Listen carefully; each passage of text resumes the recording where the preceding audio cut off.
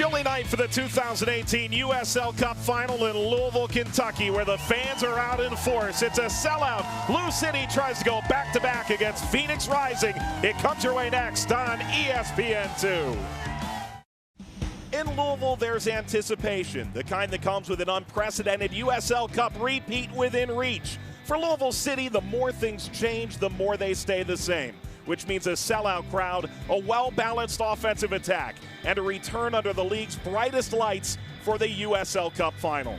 For Phoenix Rising, one of the world's greatest, takes perhaps his final bow. Didier Drogba's final game, a sense of finality. An explosive offense with top-shelf talent abound, Phoenix's ambitious vision is becoming reality. With the first playoff win just 3 weeks in the rear view, the Uprising has just one hurdle left to jump. Tonight in Louisville, a legend will be made or retold. It's Phoenix Rising and Louisville City for the 2018 USLCUP. Welcome to the 2018 USLCUP final from Lynn Stadium, just outside downtown Louisville. It's the Eastern Conference champion Louisville City taking on the Western Conference title winner Phoenix Rising in their first ever USLCUP. And they're led by the one and only Didier Drogba. Perhaps one last game, a worldwide legend with a nearly unparalleled record in finals. He brings the curtain down on a magnificent career tonight. His opposite man, Luke Spencer, last year the leading scorer, leading Louisville through a coaching change this year. He's dealt with midseason injury, but he's a critical piece here tonight in the USLCUP final. Hello, everybody, and welcome to sold-out Lynn Stadium with Devin Kerr, Julie Stewart-Binks on the sideline, Mike Watts on hand. These two teams have had eerily similar seasons in many ways, and yet on the field they're going to look very different. Stylistically, the difference that you're going to see beyond belief. Offensively, Phoenix Rising is a juggernaut. They've got a Ferrari full of garages that they're going to look to unleash. On the other side of things, Louisville City, they've been here before. The champions are going to look to come and repeat. But if they're going to do it, they're going to have to do it without their big man. The big storyline, Cameron Lancaster, no longer in the starting 11, did not even make the 18. That is going to be very, very difficult to duplicate. If they can, it's going to come from a couple different angles. One of the most important ones, though, will be holding midfielder Paulo Del Piccolo. He has been the maestro in the middle of the field all season long. Not necessarily massive statistics, but always finds a way to influence a match. And he did play at the University of Louisville. This one means a little bit more for the captain. On the other side, how about this rising meteoric star from the Reggae Boys, Kevon Lambert? Wanted to highlight this young man because he is eerily similar to Del Piccolo, except 21 years of age. He's done a good job for the Jamaican national team. Another guy who is not going to show up on the stat sheet, but he will find a way to impose as well. Box-to-box midfielder, fantastic talent. He's only 21. Didier Drogba is 40 years old. He's always one for the big occasion. And what's left to say about his magnificent career that he can't say himself? Drogba is on the field with our Julie Stewart-Binks moments ago. Didier, you've won so many trophies in your career. What kind of advice do you give your teammates, many of whom are playing for their first ever championship? Well, I tell them to relax the most they can. I say that because I think one of my first finals, my first one, I was so stressed. So I tell them to try to relax, and I know it's not easy, but you know, I'm here to help them, and you know, the best memory of a final is when you win it. If not, it stays forever, and it's painful. With this potentially being your final match ever, what are the emotions you're feeling right now? No, I'm so relaxed because, you know, we've been working hard this season and taking the club so far in this competition, knowing where we're starting from, and being like only 2 years now since the club is kind of born. To be in a big final like this is amazing. It's already a big achievement, so I'm really proud of my teammates and of the club. Thanks, Didier. Thank you. Will his experience, will his class leave this crowd disappointed at the end of the night? We're going to find out soon enough. For Louisville City, it's a sellout crowd here tonight at Lynn Stadium. They're cheering for an unprecedented repeat. They're winners of 9 straight and their last 10 home playoff games. For Phoenix Rising, their league season swoon is over. Their first cup final comes tonight. An afterthought a few years ago, now a chance for a cup. It's Phoenix and Louisville coming up next.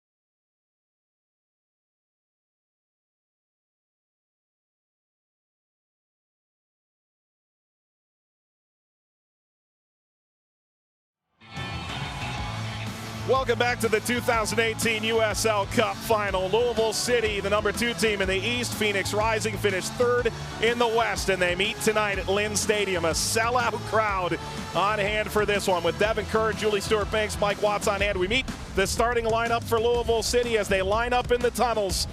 And they are prepared to come out onto the field. There's always some nerves ahead of a final like this. Nearly 8,000 packed to the gills to watch this Lou City starting lineup under John Hackworth. One change, no Cameron Lancaster. The Golden Boot winner is out. Interesting how ironic it's been. Luke Spencer was the guy last year. Lancaster scores the winner in the final. Things have turned this year around. But look, Brian Ownby, coming off concussion protocol, has been fantastic in the playoffs.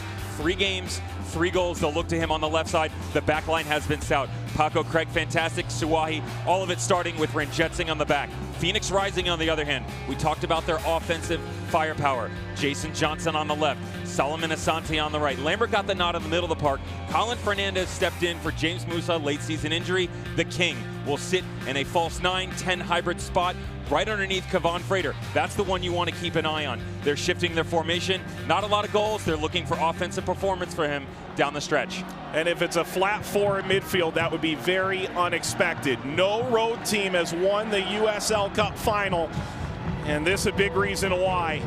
The tickets for this game sold out in 20 minutes. There was an allotment for Phoenix. 50 fans bought tickets. More have arrived. They're off in the corner hoping that they're going to be on their way home with a trophy in tow tonight, as Phoenix is hoping they can unseat the reigning USL Cup champion Louisville City in front of a crowd that last year numbered over 14,000 at Slugger Field nearby. And tonight comes to the University of Louisville's Lynn Stadium.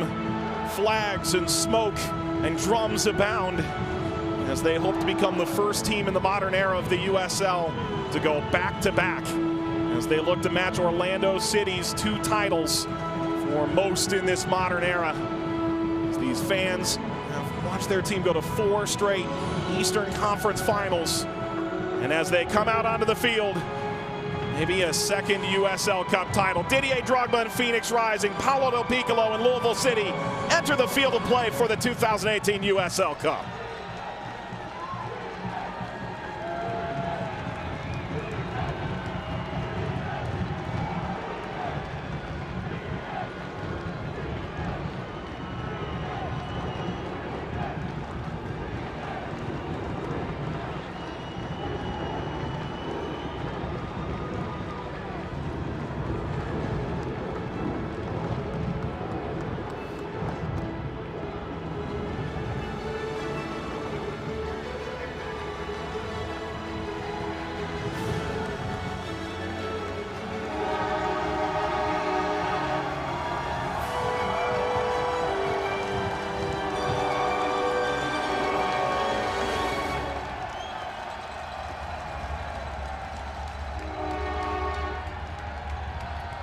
Louisville City and Phoenix Rising just minutes away. All this anticipation finally percolating into this sellout crowd. This final is coming your way next on ESPN2.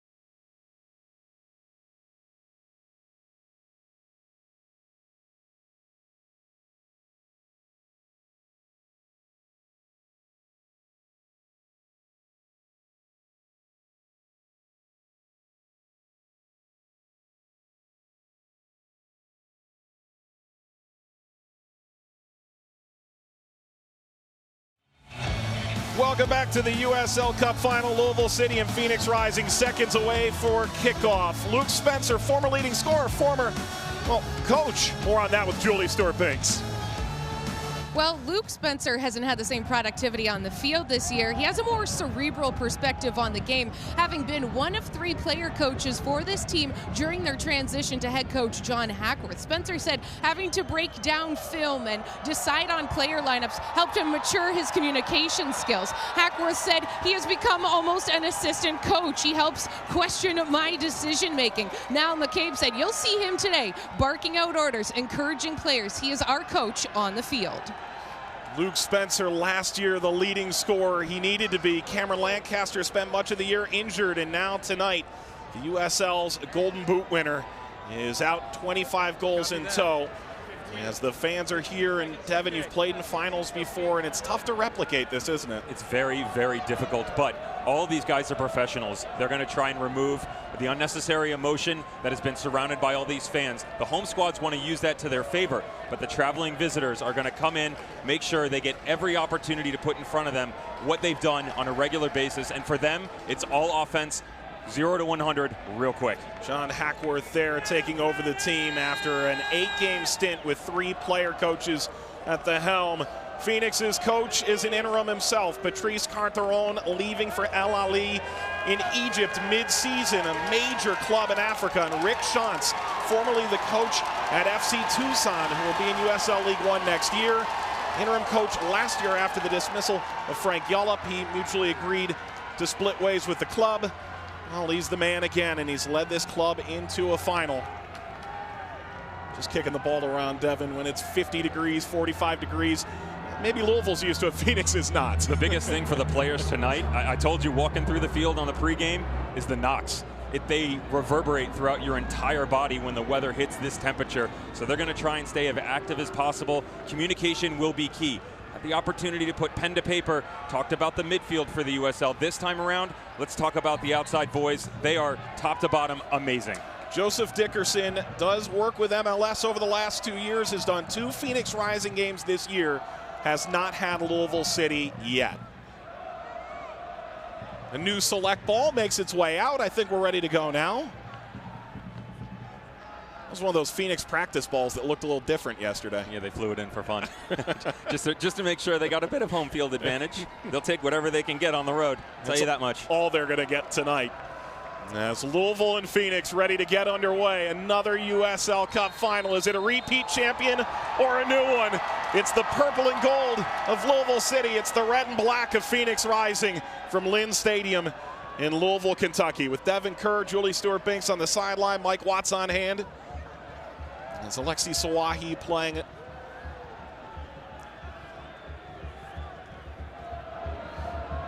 Paco Craig, twice now Defensive Player of the Year finalist. Last year came up just short. Almost immediately. It is coming to fruition. Phoenix Rising told us they were going to go 4 flat across the middle. You can see that. It's happening. They have stacked Didier Drogba just in front of Lambert and Fernandez, Jason Johnson, Solomon Asante. They're going to try and cut down the channels. These outside backs from Louisville City tend to be very active. How will they counteract each other over the course of the match? Big question mark. Spencer trying to slip that through. McCabe continues. Blasts it all the way down. Greg Ranjitsing is the goalkeeper for Louisville City, Trinidad and Tobago International.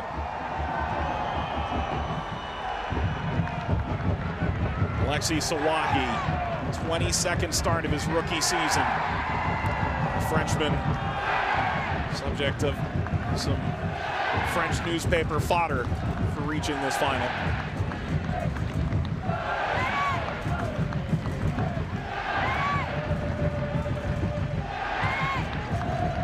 By Saad Abdul Salam. Farrell the other way. 43 degrees, partner. Feels just about like that to you, doesn't it? You making fun of me because I'm all bundled up over here? Yeah, you can feel it for sure.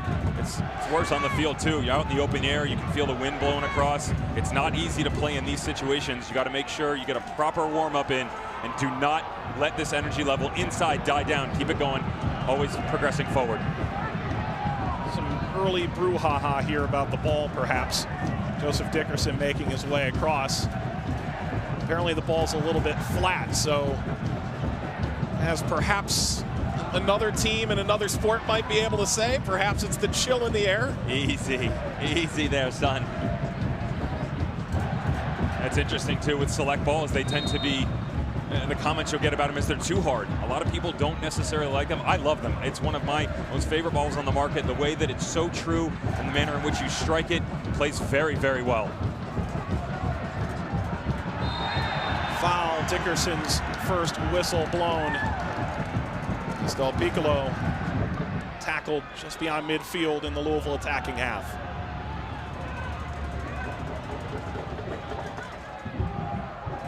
Kyle Smith.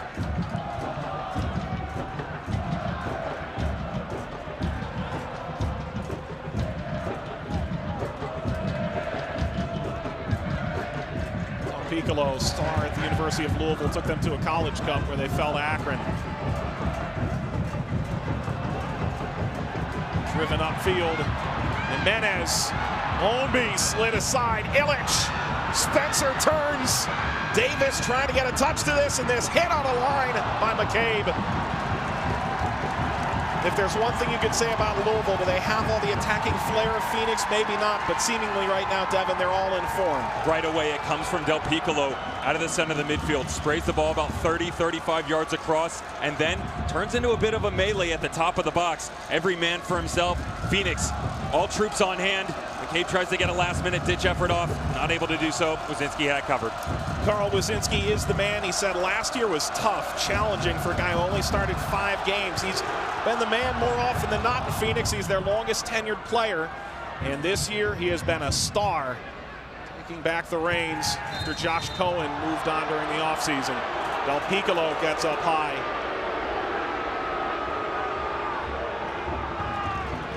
Down goes Fernandez. Early challenge in the middle of the field. Del Piccolo talked about the way he likes to get stuck in. Colin Fernandez getting the brunt of this elbow. Oh, right across the temple area. Catches one near the eye. Didier Drogba, how about this? Immediately. Oh, let's put him on center stage, no problem. Keep an eye though, a lot of times you'll see he's a bit of a showman. Steps over the ball like this. You'll see him pull his socks off, almost a bit dust off all the old boots. Likes to have a go from distance.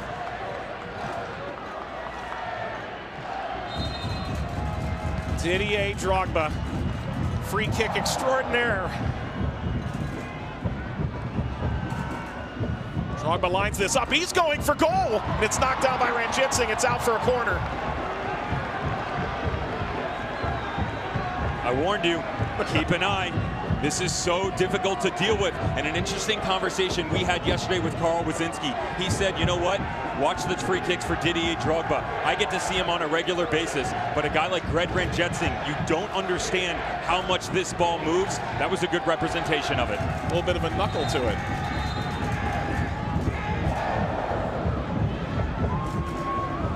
Drogba playing his 12th game of the year, his 11th start.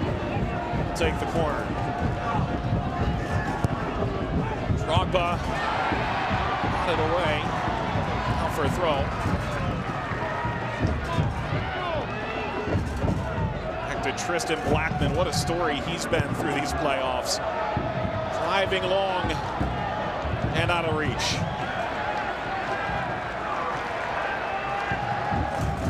He's been impressive, hasn't he?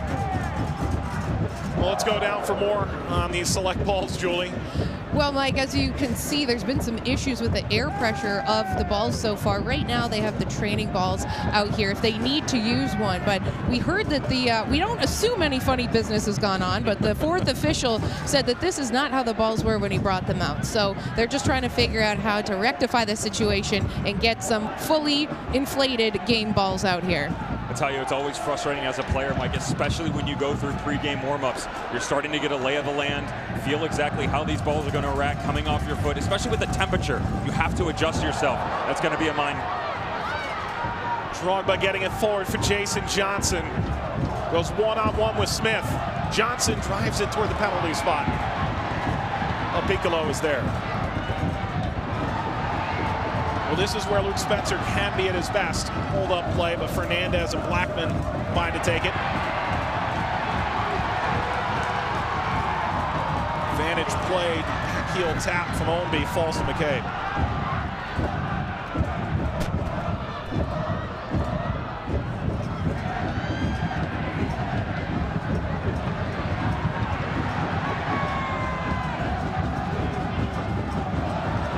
Ownby. Illich brings it down for a moment. And by Smith and Blackman for Johnson, and now Drogba. McCabe brought down. The free kick to Louisville. For all the talk about how Drogba is an X factor in free kicks, Louisville's isn't available. It's crazy. Cameron Lancaster, we already talked about his exploits on the offensive side of the ball.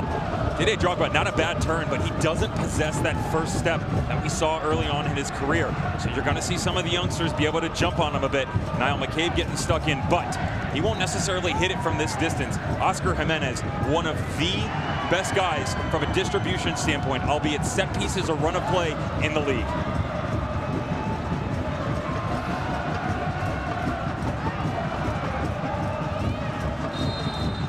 Oscar Jimenez behind the ball. And a line it to McCabe, the Irish native. McCabe diving header, falls in the box. Del Piccolo. Wazinski life's down on this. It's pretty decent stuff right off the training ground. Never enough power behind it, though. The makeshift opportunity right in the middle of the box. Was able to get it on that lovely left foot of his.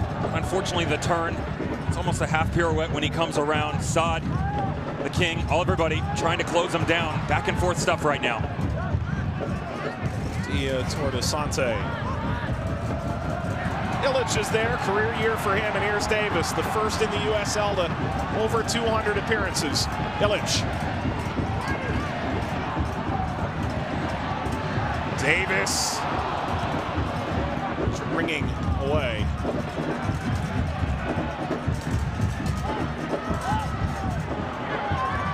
Asante. Here's Kevon Frater. He gets the start in place of the injured Chris Cortez. 19 goals this year for Cortez.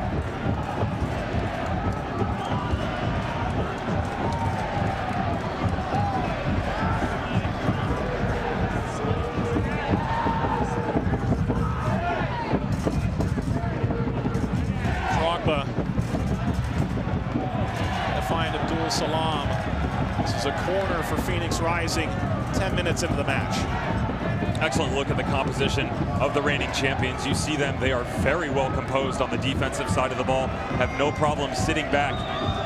Let the reference purposeful possession. They'll let Phoenix Rising go left and right all night long. It's once they get into the final third, where's that progression going to be? We've seen craftiness from Didier Drogba, but he's gonna need some help.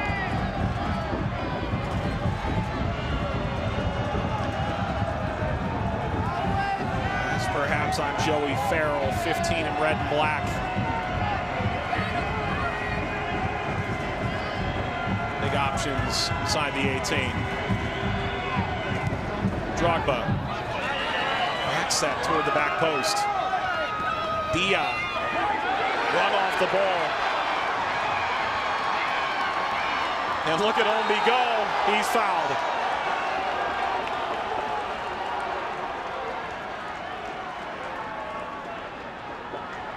Easy on this one. Here's a better look at the challenge. Oh, Dia gets the ball. Referee misses that one. Great work by Brian Ownby coming over off the corner kick and working defensively to help the transitional play, but that was a very good tackle. Kyle Smith. Smith, full pace to it.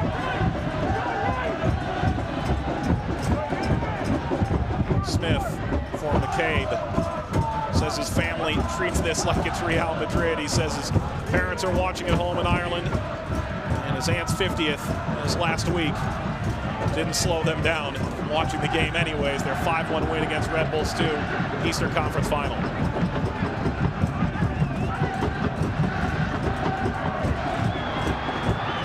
Come on for Kevon Frater. Craig on the ground. Louisville, Kentucky. And Lynn Stadium tonight, a sellout crowd as Louisville hosting their second consecutive USLCUP final.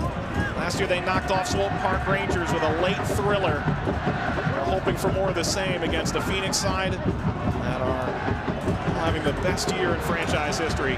It's not close. Spencer. Blackman did really well there. Drogba. Come on. It's not even fair sometimes, is it? I didn't look like that when I was 24, yet alone late 30s, early 40s. I mean, the guy is just fantastic. That's the last end of that progression. Great hold-up play by Didier Drogba. That's what they're going to miss from the likes of Chris Cortez, the big number 9 up top. They're missing that. They would play long balls into him, let Drogba run underneath, and then distribute. Drogba's going to carry a bit more of a workload in that area, so he's going to need guys overlapping once he brings that ball down. McCabe charges away.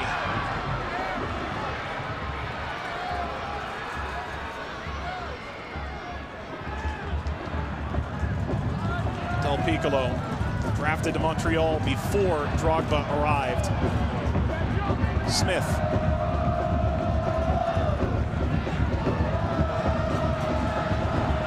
Del Piccolo, foul just outside the area.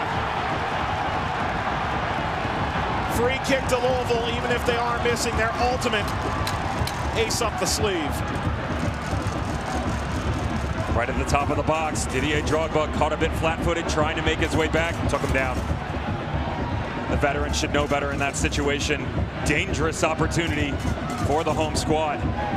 And you mentioned it, Mike. No Cameron Lancaster over the ball. We saw Oscar Jimenez serve one in earlier. He's deadly with the right foot. Del Piccolo has a big left foot. This suits well. You can get it up and down on that near post. Very difficult for Carl Wazinski. Also, the sound will be difficult for him. He's right in front of the Louisville City supporters section. Going to be harder for him to communicate with his back line. And watch for Craig, Sawahi, and Spencer. Giant targets. You can see Brian Ownby on the backside of the box looking for the ball to his head. Will be Jimenez. The crowd thought that was in. As it curls just wide. Jimenez tries to get a bit cute here. Well, that might have taken a deflection, huh? Possibly off Jason Johnson. Don't mind the idea from the right footer, but from this angle, you have to get some serious swerve on the ball. That's why it tends to suit the left footer a bit more. You keep the goalkeeper guessing. Is he going near post, far post? You go right footed like that, almost assuredly, always bending back towards the goalkeeper.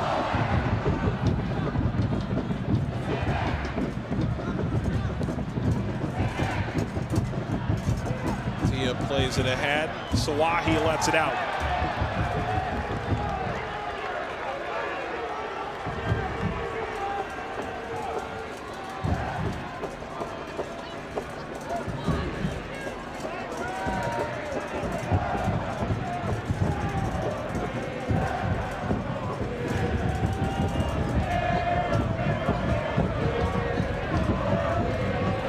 Ranjit Singh.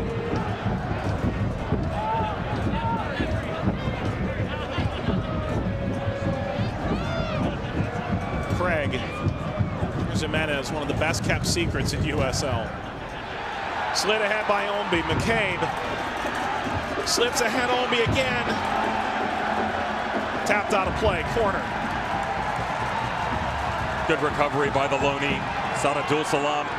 On loan from NYCFC. You'll see him coming in the back end of the picture. That was one of the challenges we talked about. Brian Ownby and what was going to happen against the likes of the outside back, Sadadul Salam. Dia on the other side. Good stuff by the defender to get back.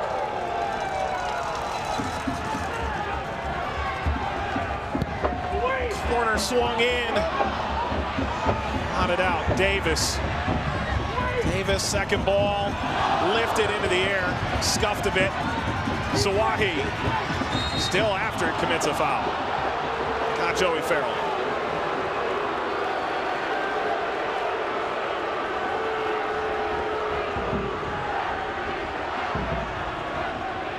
Bruising game it is. Sawahi, hand caught in the cookie jar. Interestingly enough, we've seen the form failing the boys a bit from both squads when they go into these 50-50 challenges. You want to use that to your leverage. Keep it a bit closer to your body.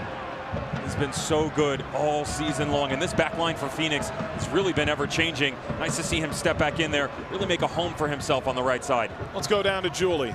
Well, you guys were speaking about Cameron Lancaster not being in this game. He is on the Louisville bench right now. I spoke with him during warm-ups. He said he was in so much pain running and just trying to go through the motions. Today, they made the decision that he would not be in the 18. He did tell me, though, it hurts not to be playing in this game, but he really wants the best for Luke Spencer. He said this is his time to shine. How often do we talk about the goalkeeper union? Here at Louisville, it seems like the forward union, the striker union is just as strong. Sante on the ground. Into the feet of Drogba. Legs slid out from under him in premium real estate. Close proximity ahead. Kyle Smith maybe gets away with one here. Drills the ball to the other side of the pitch. Not happy with the referee's decision. There's a small peanut gallery developing around our referee. There's a foul. Bit soft, but he does get him. There's a good look at Kyle Smith just getting away with it. Del Piccolo trying to argue with the referee. Spencer just making sure if you're going to do it, be both ways, be fair. We don't agree with the ref here. And this, we saw the one from about 50 yards out.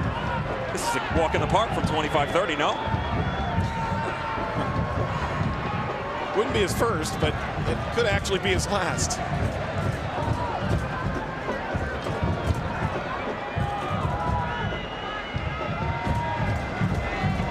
See, steps next to the ball, pulling up the socks, dusting the boots off. He's theatrical, to say the least, but time and time again, we have seen him back it up. 7 goals this year. 16 for Phoenix. That's into the parking lot.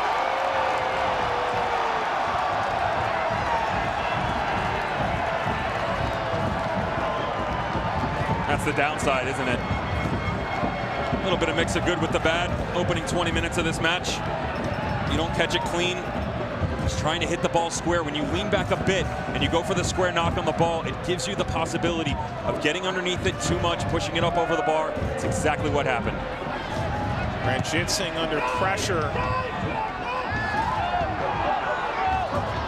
Dia nods it out. Piccolo spins away. Paulo says he still has friends here in the Louisville area. When he did play for the Cardinals, he's going to be in the ACC final on Sunday against North Carolina. He was a bit frustrated, we'll say. He didn't get to dawn his grace on this ground when he was coming through the system. What a fantastic stadium this is. Just out of the reach of Smith as we reach 20 minutes in Louisville. Lou City, 9 consecutive wins since September 19th. Cameron Lancaster was the player of the month en route to his Golden Boot. 25 goals in the regular season, laid up due to an injury in the first 15 minutes against New York on Friday night. There was a time where he was one of Tottenham's great hopes. He debuted in the Premier League, Lancaster, before Harry Kane did. This guy was the talk of the town. He was the heir apparent. They thought was coming up through the academy system and was going to end up being their number 9. Roles have switched a bit. However, he's done well for himself here in the States. Mike, on that point, I spoke with Brad Friedel, who was a goalkeeper at Tottenham. He said he played with Cameron Lancaster in Europa League games. And he said that when he played with him, he had more potential and was a better player than Harry Kane. He told me Cameron Lancaster could have been one of the best players in the Premier League. And I told Cameron Lancaster before the game that Friedel said that. What would you say to that, Devin? Oh, I thought I was better than a lot of players, too. It didn't necessarily work out for me, did it? But you see it. You see what he's capable of. And, you know, for Cameron Lancaster, unfortunately, he's had to deal with the injury bug a lot more than Harry Kane has. But it gives you an idea of how truly injured he is tonight. Injuries all season long, separated shoulder, always willing to battle back. Couldn't happen this evening. The feet of Farrell. Whipped upfield where Menez will take over.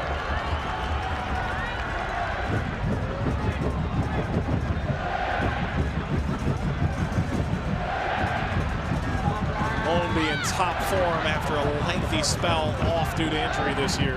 3 goals in 3 playoff games.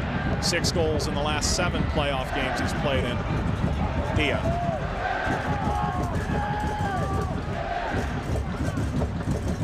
We really haven't seen Phoenix get out in transition the way you expect. It's been a bit torpid. That's credit to the home squad. Defensively, they're just so compact. Switching into this 4-back system, it was 3 under James O'Connor. John Hackworth comes in, and everybody was so concerned. They shift into this 4-2-3-1, 4-3-3, but the biggest movement has been in the middle of the field. Del Piccolo sits deeper, and credit to that to a bit of Loney James Sands earlier in the year coming over. He said, you know what, he gave us an idea we could play with a true number 6. Del Piccolo's filled that up. Holmby blasting this in for Fernandez. It's away from Frater, the Jamaican. Del Piccolo, Dickerson the assist. Illich all the way to Wazinski.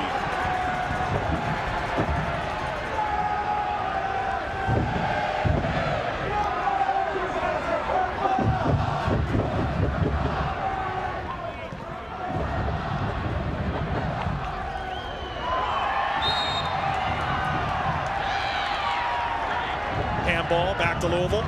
Glove ball, I suppose.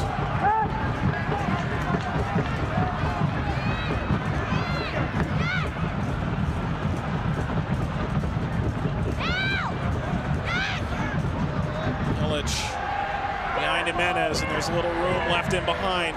What a ball from Drogba. And Frater out to Johnson. Jason Johnson! Palm save from Ranjitsingh. Johnson has scored some unreal goals this year. Always looking for that left foot there. Benefactor of the Paco Craig deflection. How about the cat-like reflexes from Greg Ranjitsingh? Fantastic save. But there is exactly what Phoenix is looking for. Transitional play. Ball comes in.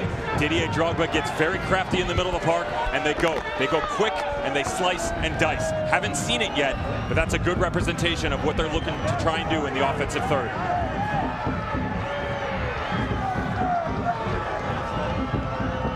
Best look so far by either side.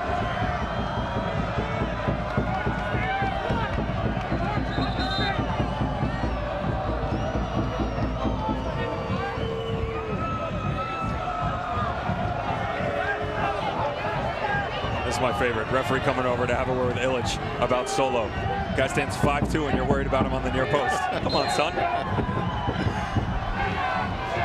And he's a real 5'2". That's a real 5'2". Drogba. I'll get it. That's 2 in a row the main man has missed now. One from the set piece about 30 yards out of goal. Now a wasted opportunity from the corner.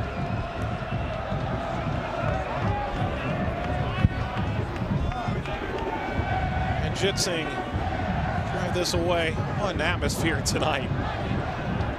And there's an incredible watch party going on as we speak in Phoenix Rising Soccer Complex.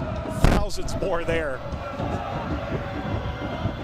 Hoping for the early go-ahead goal.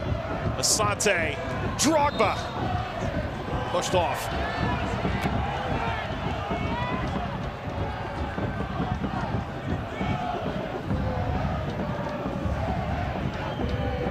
Is this his last professional game? We all thought so. Left it open to interpretation at the press conference, Muhammad Ali Center here in Louisville.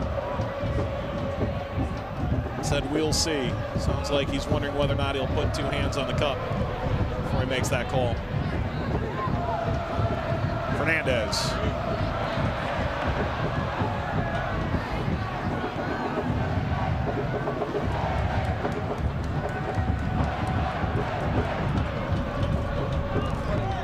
Jimenez on-rushing Ownby. A run for this, and Farrell takes it away, gets slid out.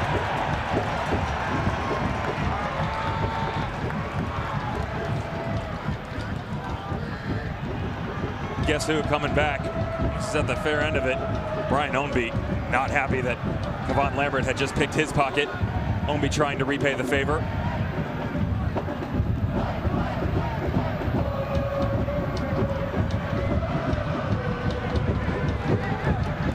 Smith underappreciated as they come. Davis. Shifty for McCabe. Smith. Davis. Davis tries to curl this back across. Send it on the ground. Del Piccolo, and maybe the first cascade of Louisville pressure. And Phoenix told us in meetings yesterday at the hotel, we may have to absorb a little pressure. They did it versus Orange County quite well, didn't they? They had a game plan, got their goal, and then just bided their time, waiting to counter. Only seen one true opportunity for them move into the final third and look good doing so. A lot of it has been this choppiness in the middle of the field. Louisville City, on the other hand, very impressive. Moving the ball left to right. Good progression here. Ball comes in. Kyle Smith outside. George Davis. Second deflection we've seen that has really challenged the goalkeeper. Good job by right back Saad Abdul Salam stepping in, moving the ball out. Davis over 200 appearances in his USL career. Making that mark this year. Also got his 50th goal this year.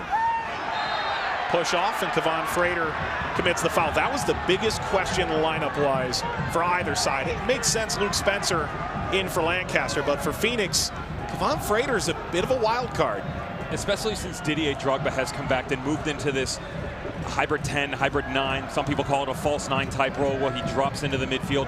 They've been able to use Chris Cortez up top, and that's that hold-up play we referenced before. Kevon Frater, not the same. Offside flag is up.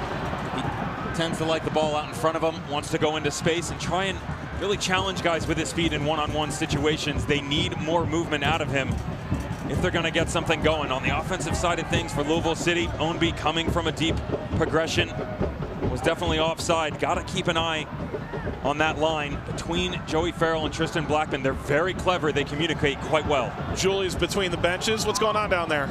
Well, Mike, I spoke with Phoenix coach Rick Shantz, who said he feels his team is just not loose enough. They're a bit nervous, but feels that they're tactically fine. While on the other side, John Hackworth wants a soccer game to break out. He says, we're not connecting well enough on passes. I want our team to unbalance them more. And he also feels as though Kyle Smith is getting too far up on the wing, wants him to stay back. Well, that won't be such a big problem because Hackworth is standing probably 35 feet away from Smith right now. He hasn't sat down yet. He has not moved from the technical area. Been up off the bench the entire first half. Rick Shantz on the other side of things, he's only been up once. It was on the failed delivery attempt by Didier Drogba down in the corner. Dia turns this over. Davis goes for goal. Dips in too high over the crossbar. As we cross the half-hour mark in Louisville. Home squad finding a bit of momentum here. Trying to take advantage of the supporters being behind Carl Wazinski. George Davis pulling the trigger from distance. That's fine, I don't mind it. A lot of interconnecting play by the reigning champs, but haven't necessarily tried to test Carl Wazinski from distance. That's a good one. Keep the goalkeeper honest, that's an important thing.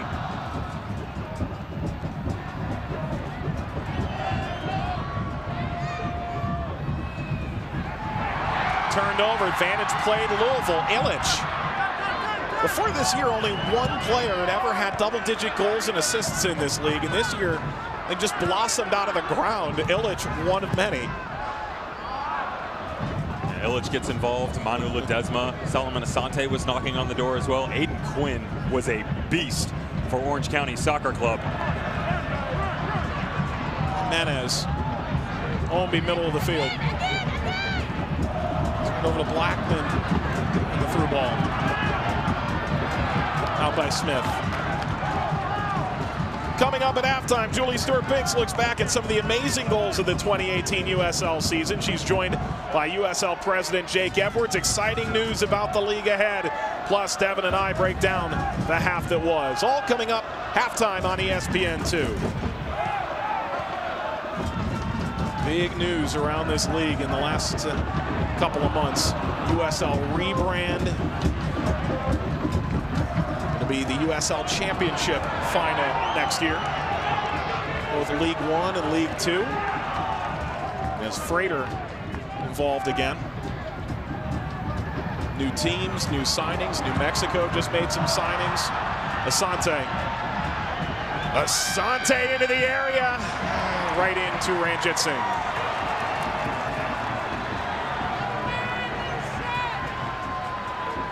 Uncharacteristic turnover in the middle of the field. Lexi Suwahi trying to go the distance on the left side. Solomon Asante, read that book before, just picks it up, goes the other direction, tries to put it on his right foot. But that's the thing. Jason Johnson, Solomon Asante, all the big boys for Phoenix Rising really have not influenced themselves on this game so far. Kevon Freighter, I understand what they're trying to do with him up top, but they have to find a way to get him involved. He has been almost non-existent.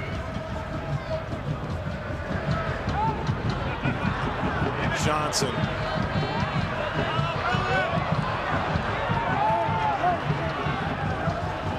Taking over mid-season. Trying to earn the trust of his players. John Hackworth has taken them to 9 straight wins now.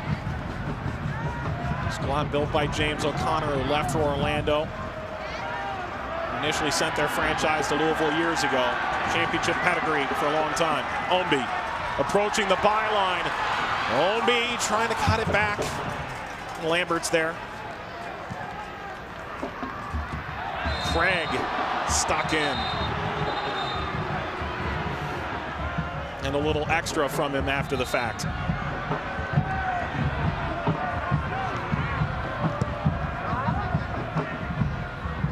Paco. Referee's looking at Paco. Listen, let me tell you something. Paco, never one to shy away from a challenge, but he's quite comedic, to be honest. Always willing to have a conversation with the referee to let him know exactly why he was wrong and the challenge was good. His dad was the bassist in the old band Culture Club.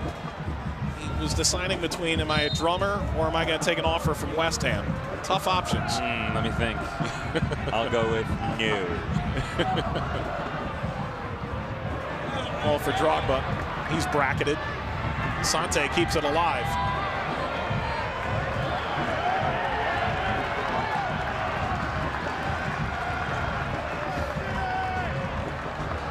There's a random Bengals hat among the Phoenix faithful. As they traveled fantastically, amazingly to Orange County. They had 1,000 people ride buses from Phoenix to Southern California. Well, it gives you an idea of the culture that has been created here in the United States for the USL and what they've been able to replicate citywide. Phoenix Rising said, you know what? Road game, no problem. Let's go get 8 buses for our friends, see what we can do. And it was spectacular. Awesome scenery, a great game, most importantly. But it really gives you an idea of the progression of this sport in the United States. I mean, think 10 years ago, teams might not have been able to get those fans at a home game, let alone traveling across country.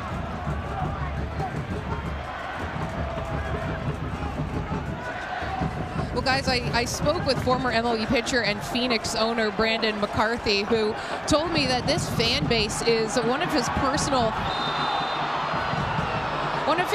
favorite things because soccer support is so different in America than any other sports. He said, we've had die-hard fans with our team for years, but they've done such a great job at welcoming new fans into the mix, reaching out and creating a new bond and a family. He said also having Didier Drogba is unique because it helps exposure worldwide for a team that is just really getting going. There's Brandon McCarthy and there's Diplo and Pete Wentz, and it goes on, the ownership group. Look here. Second time we've seen a Lou City player drift offside. Gives you an idea of the Phoenix backline willing to take that risk and step up at the last minute. That's all about key communication between your center backs. Much like Louisville City, you'll see Amadou Dia, Saad Abdul Salam consistently trying to get and run up and down the channels, going forward. Means Blackman, Joey Farrell, as well as Carl Wazinski, always making sure that they've got the troops organized in the appropriate manner.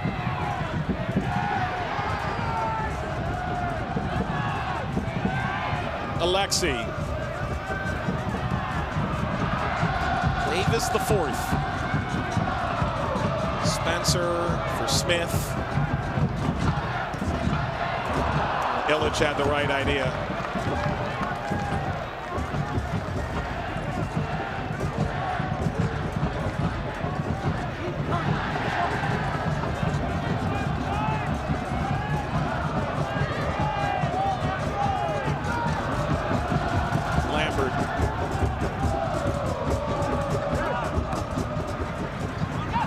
Frater brings this down. He scored a dozen goals last year for Colorado Springs, but not much of a role this year behind Chris Cortez, who exploded onto the scene. Phoenix's time record goal scorer out on the night. Asante, winner of Champions League in Africa, Ghanaian international. Drogba strikes. He's getting closer.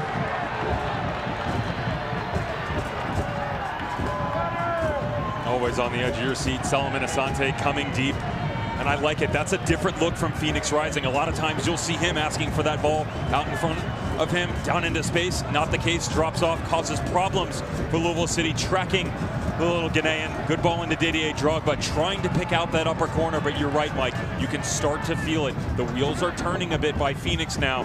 They are looking to grab something just before halftime. Spencer, foul, Farrell, decision, Dickerson, yellow card.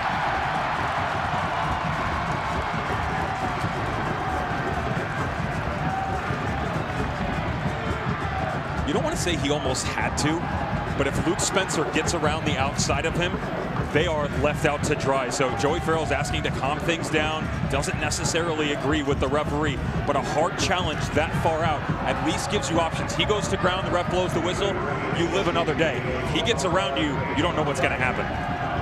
Farrell, the yellow card. He's sort of the black hat here. Played for Rochester the last few seasons. He knows Louisville as well as anybody in a league where the two conferences don't meet. This is the first all-time meeting. Set piece for Louisville in the 40th. Jimenez, too far.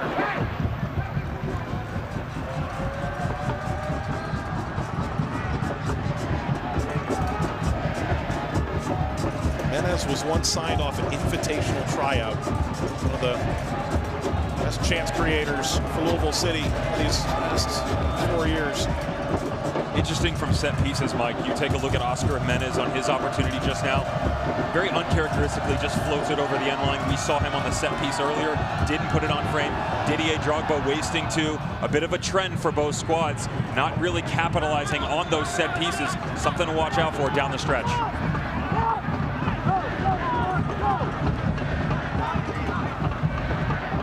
Lambert. Left by Johnson. Dia slid as far as Ownby.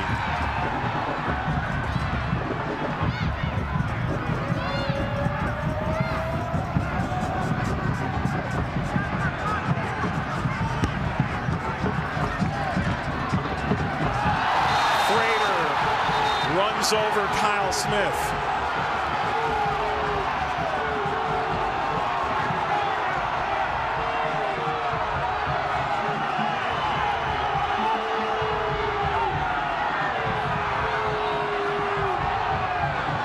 More of Frater, this wasn't it. You have to be smarter in situations like this. Didier Drogba got caught early on at the top of the box. We said set pieces haven't necessarily been hard to come by, but no one's taking full advantage of them. That doesn't mean you want to gift one to the opposing squad. Kevon Frater tracking back, trying to get stuck in. Don't mind the idea, but there's no reason to foul. You've moved your way back. Your line is set. Just give him a nice shoulder charge and then push him down into the corner. Definitely don't take him to ground. A little malfeasance from Frater. This be a little bit better from Jimenez. Get over the first line of defense. McCabe. Scoreless in the 42nd minute between Phoenix and Louisville. Phoenix's first USL Cup final, trying to be the first team to win on the road in a USL Cup final. Rebuilt 2 years ago, and with a coach coming in mid-season, they come into Louisville with a great postseason run. Louisville have won 9 consecutive games, and they have never lost a playoff game at home. In their 4-year history, they've been to 4 Eastern Conference Finals. They lost twice on the road to Rochester and New York, both of whom went on to win the USLCUP. It's been a lengthy run for the Eastern Conference in USLCUP's recent history.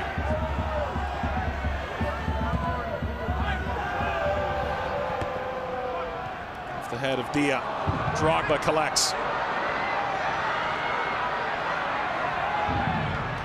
There's Asante. Asante driving in front of the net.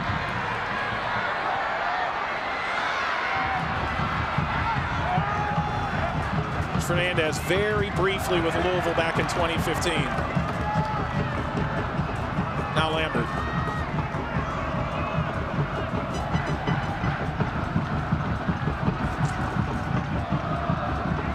Here's Lambert again. Really, it's James Musa being out that makes Lambert so critical in the position he's playing. It's massive. And talking with Rick Shantz, he said that when James Musa would sit in there alongside Kevon Lambert, Musa would almost drop back at times to become this makeshift center back and allow Lambert to explode going forward, turning this into a sort of 5-back system.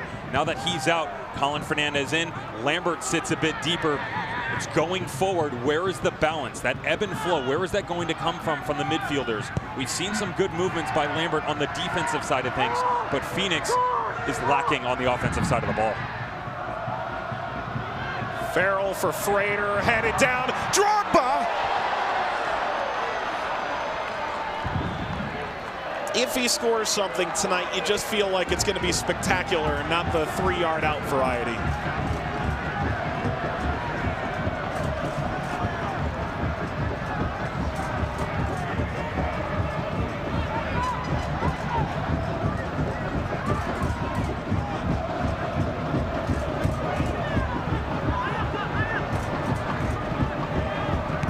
Shots galore, but gotta put those on net and make Wazinski work a bit.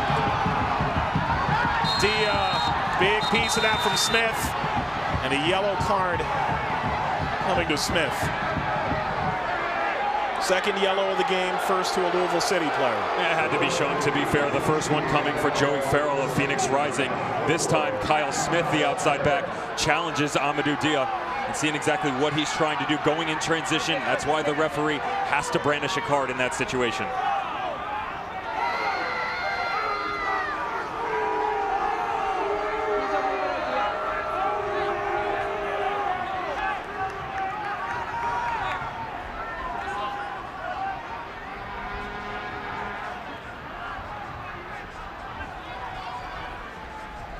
The 1 added minute of first half stoppage time separates us from an interview with Jake Edwards.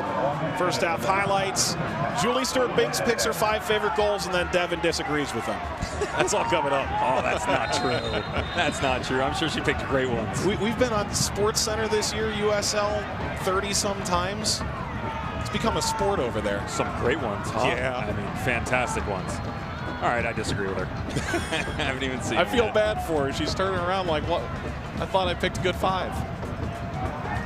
It's all coming up at halftime. Amadou Dia looking to take up all of stoppage time standing over the ball as it's been sorted out by the referee.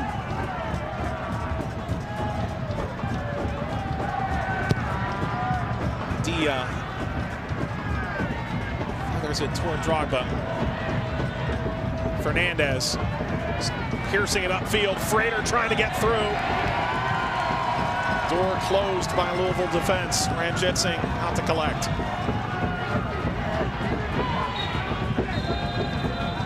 Off to the locker room. Heat up, young men.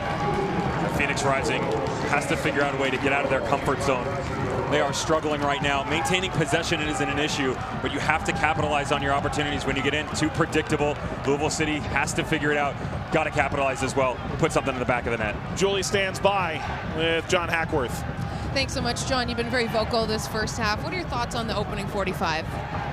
Well, I think we can do a better job of penetrating a little bit, and once we do that, the space will open up and we need to attack it. We got to be a little more patient. We're playing a ball too early. It allows them to recover. I'd love to see how that was no time added onto that half either. There was a lot of, in my opinion, gamesmanship in that half that, we want to play. And that's being taken away from us a little bit. Thanks so much, Coach. Thank you.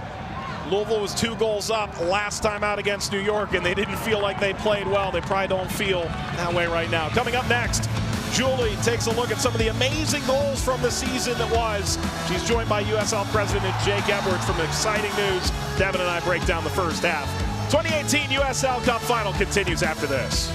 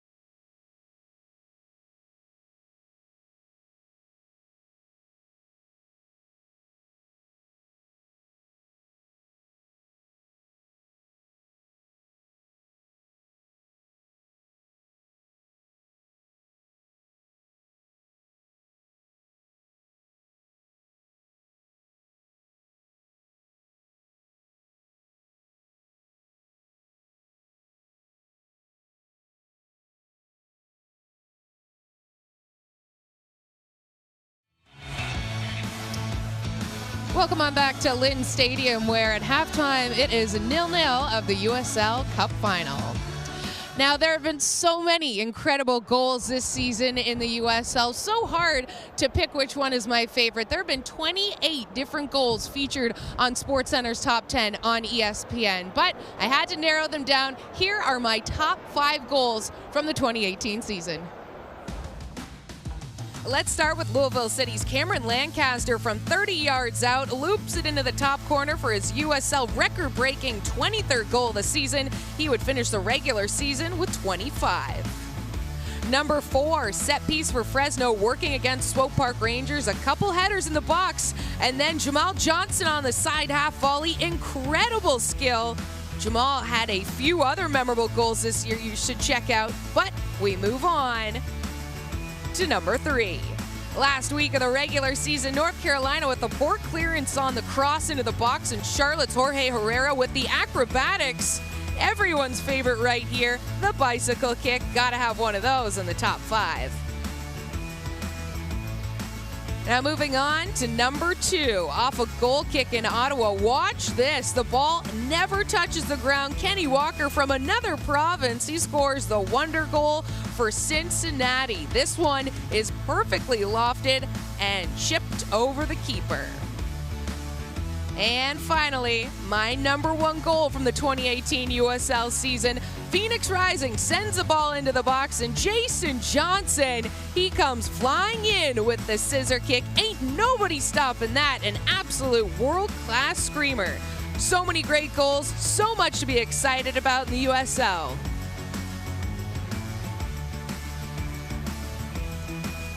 Looking forward, the league has announced that 2019, the USL will feature 3 leagues. The current USL will be known as the Championship. A new Division 3 will be formed and known as USL League 1. And PDL will now be known as League 2.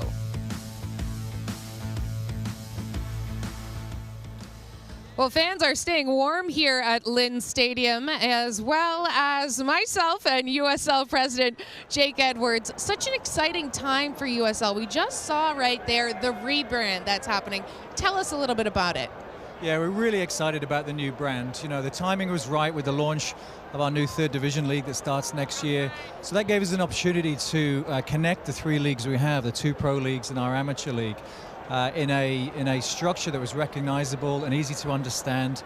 We chose a naming structure that's tried and tested around the world that fans in the US and abroad understand. And we went with a new visual identity. Thought we were fun, it's dynamic, and it was reflective of our fan base. So we're really excited about the new brand, and we look forward to kicking off next season with the USL Championship and League 1 and League 2.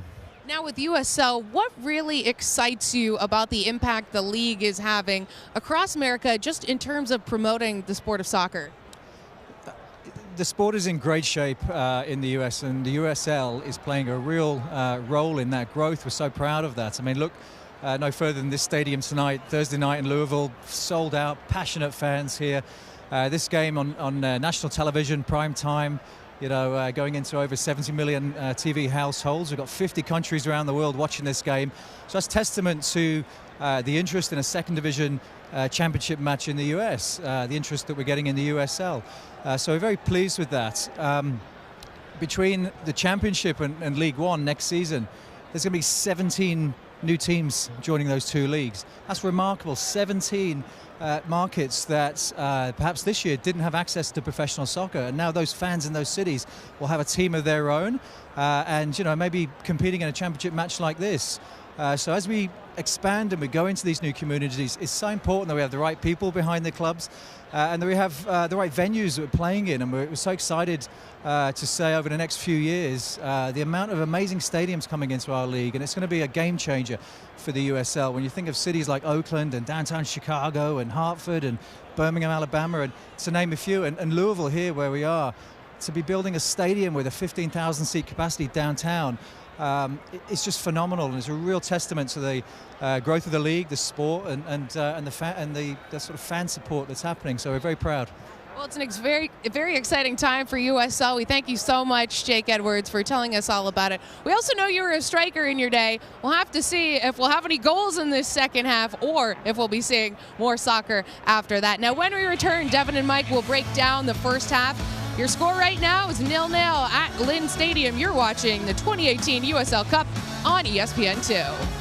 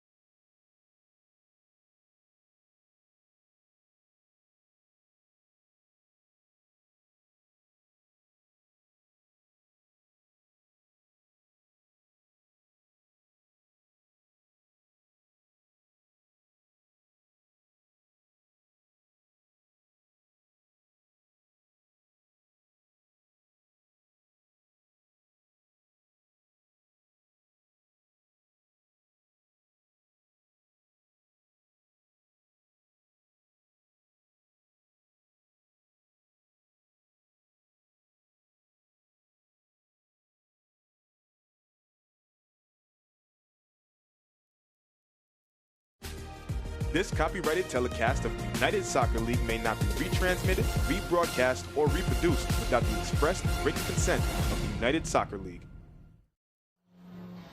It started with 33 fans, and we're down to the final two, the 2018 USLCUP final from Louisville, Kentucky.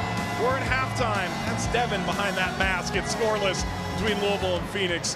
Joined by Devin Kerr, Mike Watts on hand. Glad to have you with us. Boy, Devin, both teams missing big parts, and they didn't totally find it in the first half, did they? You can see it for sure. Phoenix more than willing to sit back, try and stay comfortable on the defensive side of things, but they've been lacking in the offensive third. Louisville City, on the other hand, have actually maintained a decent amount of possession, but once they get into one-on-one situations, hasn't been very good. They need to start stepping out of their comfort zones. No question. Let's take a look at first half highlights, and some of the best came in the opening 10 minutes, Devin. It was interesting. Didier Drogba, you almost felt like he was going to set the tone immediately. He tried to, about 43, 44 yards out, he unleashed. Louisville City on the other side of things, get a bit of trickery going off a set piece. Ball comes into Del Piccolo, half a pirouette, just never truly enough behind it on that left foot of his. Drogba once again tries to tee it up.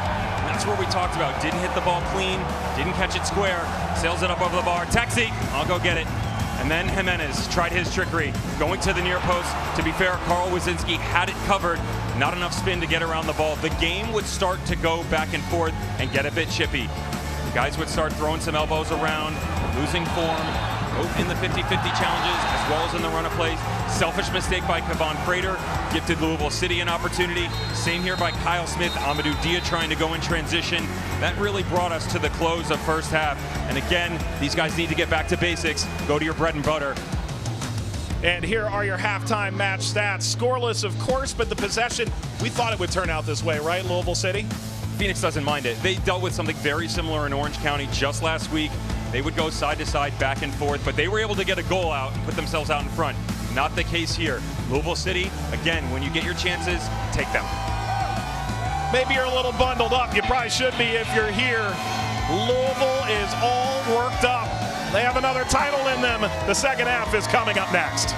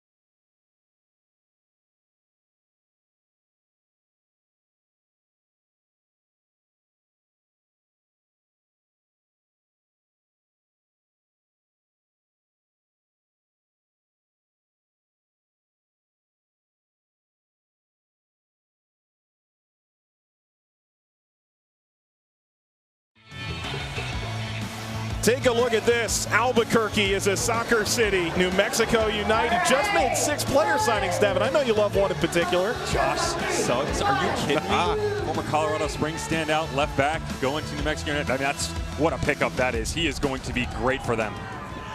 Well, they're going to have to wait till next year to get involved in the USL Championship. USL Cup Final 2018, second half. With Devin Kerr, Julie Stewart-Binks, Mike Watts, there will be one. Whether it takes 90 or more. Phoenix in red and black move left to right on your screen. Potentially Didier Drogba's professional final game. Is this reaching the byline?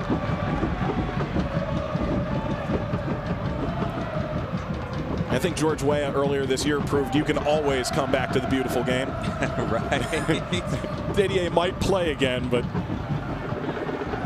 this should be the end of a magnificent career for Louisville City, 2017 champions, knocking off Swope Park and taking on a sturdy Phoenix side for the second straight year at home in the Cup final. Ball whipped across and handled by Jimenez.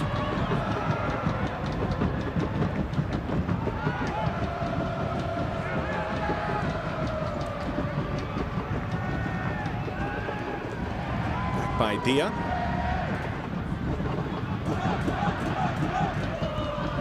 Johnson, Fernandez ran into Davis.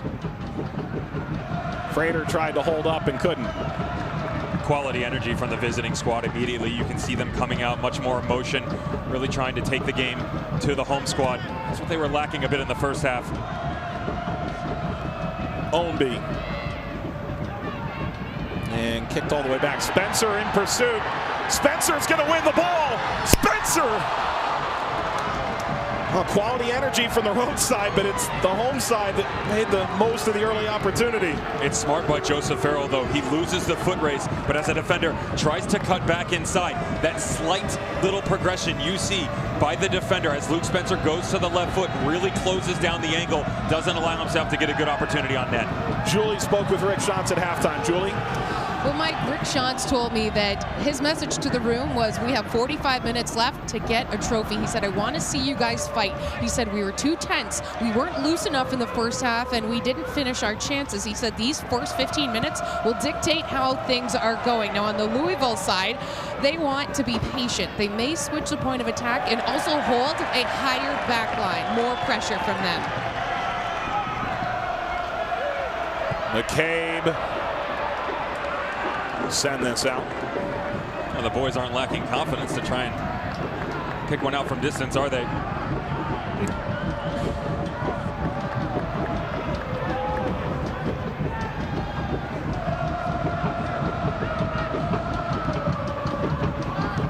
Piccolo.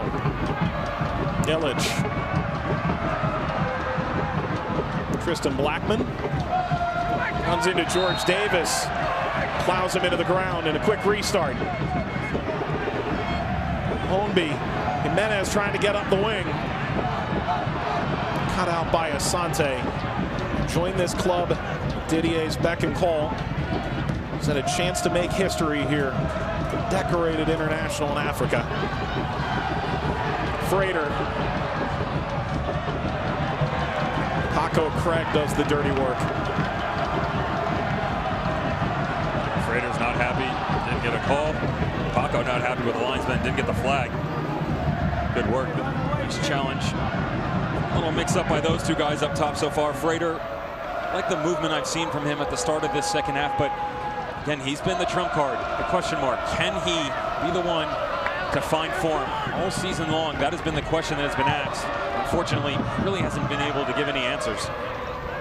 Question in Colorado Springs, according to Steve Tritchu, their head coach, former U.S. International, is can he find consistency? Fades in and out. Louisville into the attack. Cutting back, falls now. Ownby!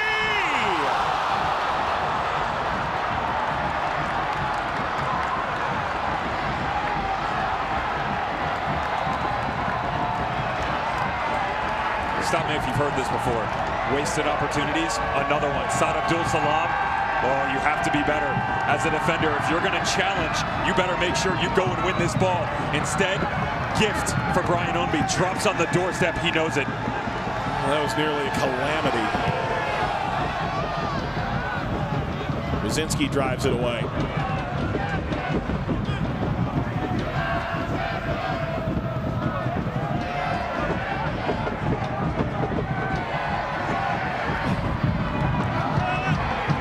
Ownby. Get this through. 50 minutes gone. Abdul Salam to throw was traded in the offseason for Kyrie Shelton, NYCFC and SKC. Frater did really well here. Johnson. No advantage to be had. And welcome back to free kick country. One of the greatest of all time. I have to give the referee credit in this situation. Kevon Frater had gotten the ball out in front of him, and he had a bit of a tug on his jersey from behind. Let the ball play, and as it came back, he said, you know what? We're not going to play advantage in that situation because the better movement was coming from Frater before. Now, enter the king, Didier Drogba. Another opportunity, 25, 30 yards out. Set pieces seem to be the running plot line here tonight. How many times did we see it in the World Cup? And these guys are just being gifted opportunities. Time for someone to step up and bury one. Asante steps away. Ranjitsingh in his net. The supporters are right behind that net. Didier Drogba.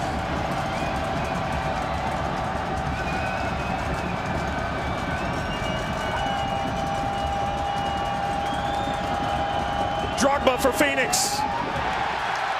Well, we've seen this movie before. It has not been his best final to this point. Felt like this could have been it. Phoenix on the front foot most of the second half, even the opening 6-7 minutes.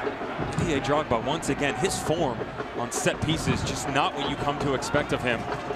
Thought maybe it would be a different tale early on. Hit that one from about 45 yards out, put it on frame. But since then, not his best. Ranjitsingh drives it away, having suffered an intercostal muscle injury a month ago, right at the end of the regular season.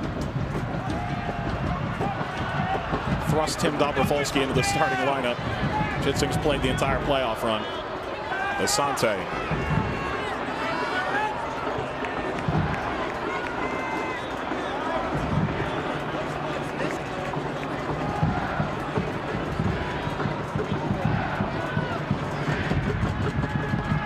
Swahi. This is ripped. Ooh. Not bad despite whistle having already been blown.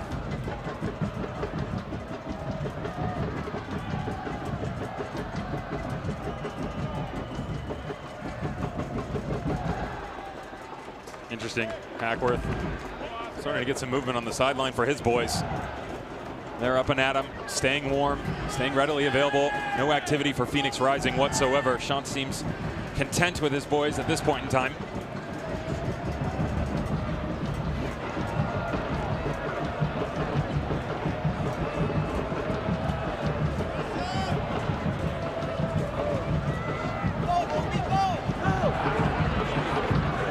Fourth minute. Ownby's taking it away from Abdul Salam. Ownby slid out, corner coming.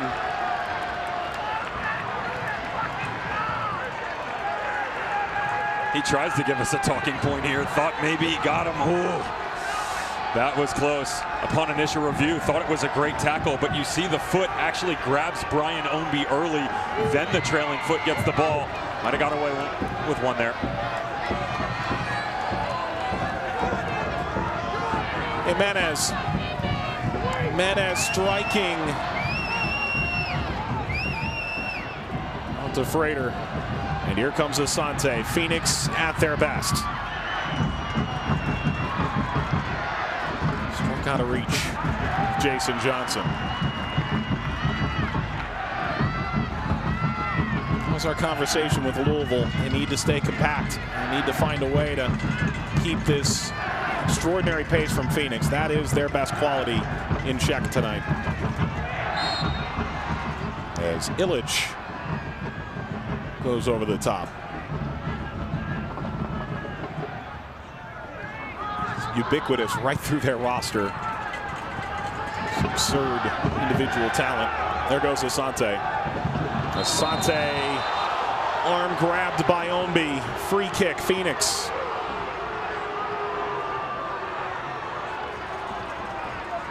It's getting a bit repetitive, but no matter the vernacular you're using, have to find a way to start closing things out.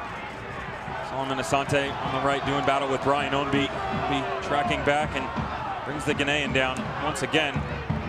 Tees things up for the King. Number 11, Didier Drogba. Interesting angle, though. This is difficult to hit. Right footer. You want to bring this ball across your body, getting it up and down over 2-3 men. Surprise Ranjitsingh only has 3 in front of him right now. You're giving him a load of room to work with. But we did see in training that they got a bit tricky at times. They like to play some short balls, so keep an eye on something maybe crashing near the near post. They were working on it. You'd hate to take the ball out of the hands of Didier Drogba.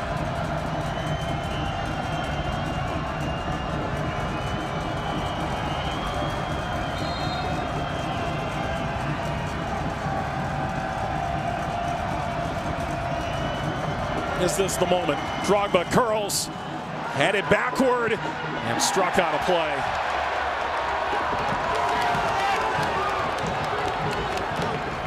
Well, how much of this was planned, Devin? That's the real question. It's a good question. I can tell you this much, though. You young kids at home, don't be taking notes on how to finish, because this is not what you're looking for. McCabe ran into Asante, and he continues forward. Leading ball, Ownby. Numbers coming.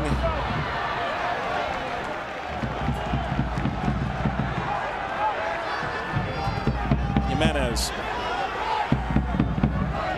Well, Piccolo, one of 3 player coaches mid-season, helped lead Louisville into the US Open Cup quarterfinal. They were the longest lasting USL team in that cup competition.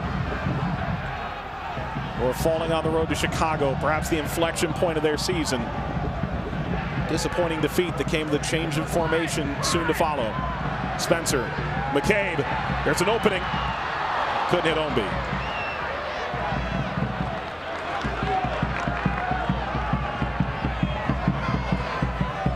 Del Piccolo.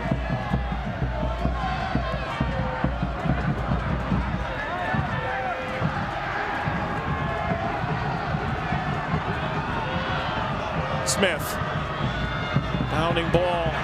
Davis turns, knocks this back across and off the top of the netting. Well, Carl Wazinski, we haven't even talked about it yet because we didn't hear about this until yesterday. He's playing with a fractured collarbone, Devin, and you know how that feels. It's not good. It's not a good thing, and it's an interesting one as well. It's sort of a hairline fracture that spirals around the collarbone, so it's not a clean break. Picked it up a few games back, and that gives you an idea of where he is mentally. Asked him, said, does it hurt? He looks at me and goes, of course it hurts. But I'll tell you what, when I get into a game and you start going through the repetitions, to be honest, I forget about it. It's almost non-existent. I feel a little bit when I go to ground at certain points in time, but for a goalkeeper with a broken collarbone to be in there, man, Waz trying to make me feel bad about myself.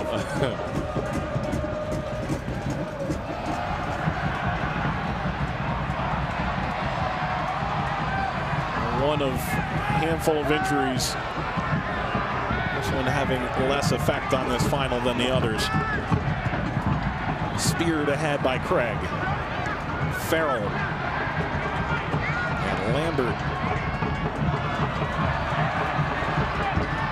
Frater caroms into the Phoenix defensive half.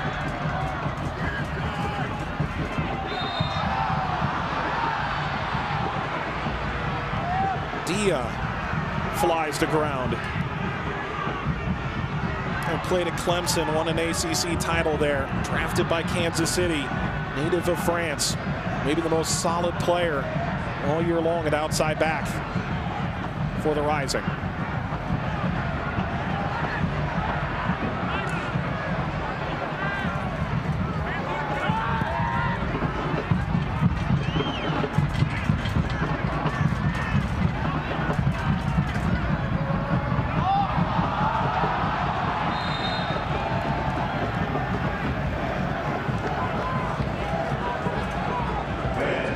offside flag.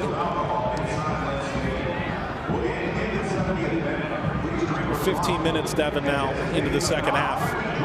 It feels like both teams have sort of fallen back into what we saw in the opening 45 to an extent. Phoenix almost immediately came out and it looked half decent, to be honest. Much better than what we saw in the first half. But slowly, Louisville City making their ways back into it. Town Hackworth on the sideline. He had just sat down for the first time the entire match. Now he's having a word with the fourth official. For the coaches in these situations, they don't necessarily mind when a referee's going to call a game one way or the other as long as you're consistent. He's disagreeing right now. Drogba's arm gets high, catches Del Piccolo. These two captains shaking it out.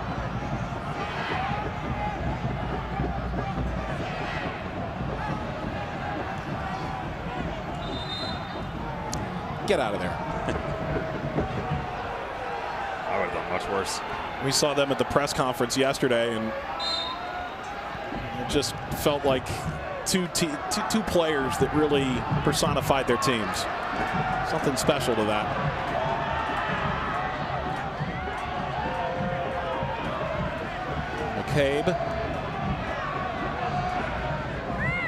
McCabe lofting, headed out, corner coming.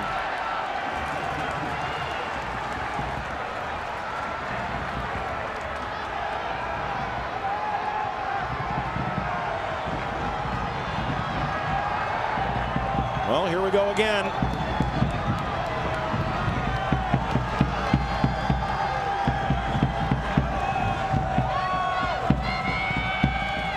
Jimenez. Header falling, headed toward the net. Attempted bicycle kick, cleared from the line. Spencer puts it in.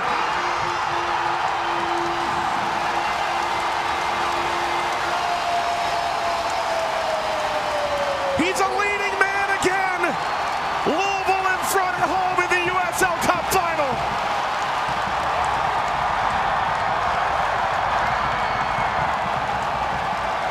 Had to be, didn't it?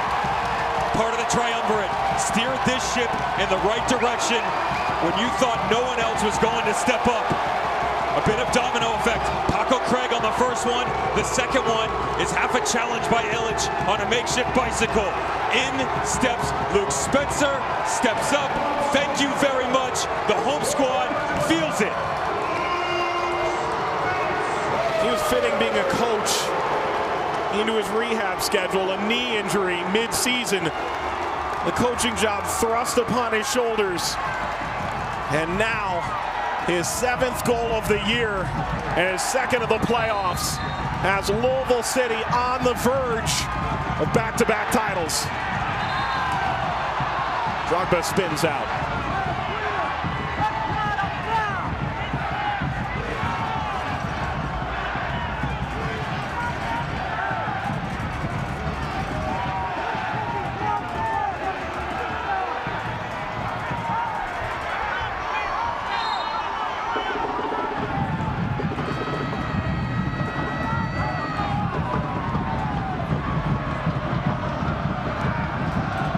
Drogba by Frater. Smith, slow roller across the line.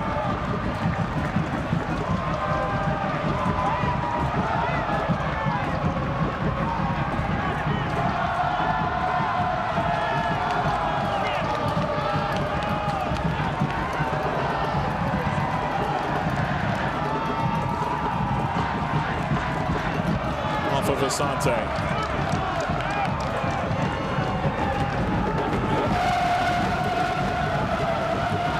This is just what this crowd needed. Keep an eye out now, Mike. Phoenix Rising, over the course of this season, like to go out and really take the game to their opponents. So much so that they've scored first, and they've done it frequently. They are 21-2-2 when they score first. Now look at the other stat. They are 1-7-1 in come from behind victories. So they have not been able to do that on a regular basis. Your back's up against the wall. What are you made of? 10 road wins this year. They've been made of a lot. Now, indeed, Cup final rests on their ability to find a goal. Good touch by Spencer. Jimenez has help coming. Ownby. McCabe. Oscar. Here's Del Piccolo.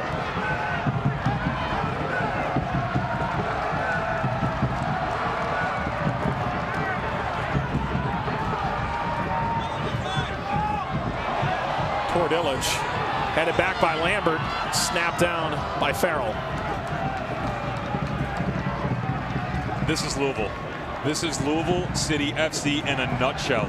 Now you're really starting to see the gears turn. Overlapping runs by Jimenez. Nice hold-up play by Ownby, allowing that to happen down in the channels. We saw the Luke Spencer goal, but this is how Louisville can challenge you. They hurt you in so many different ways. Asante to ground. Another free kick for Phoenix. We asked Asante, why Phoenix? Why now? And he described a chance to make history here. He's a small player in the middle of his prime, an MVP candidate in this league. Asante just too high for Lambert. Knocked in front, looking for Farrell. Corner for Phoenix. As Lou City have not given up 2+ goals in their last 9 games. Rick Schatz talking this out. We got Ramage and Blair Gavin, some former players on that bench. Curl ball in. It's a bit of a ricochet. Here comes Ownby. Ownby showing off that trademark speed. Ownby all on his own. Blackman's gotten there and puts it out for a corner. What a run from Brian Ownby.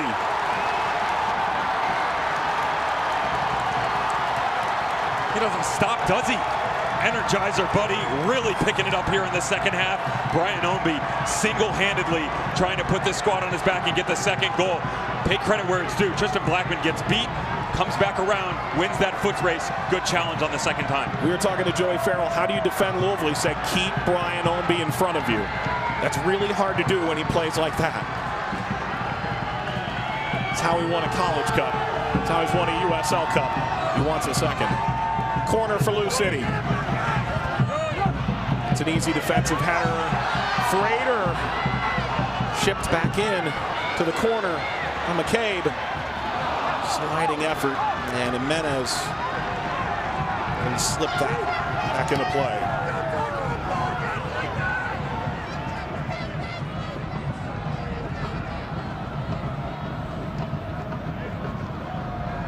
Frater continuing to toil.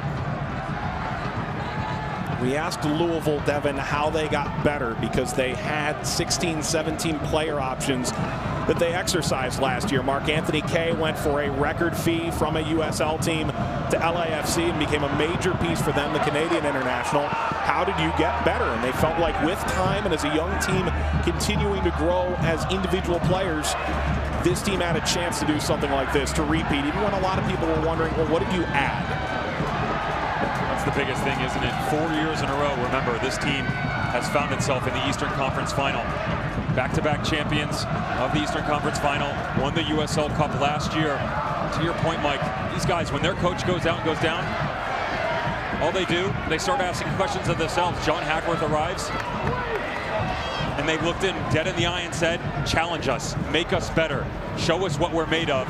It's a good look at what's coming to fruition right now.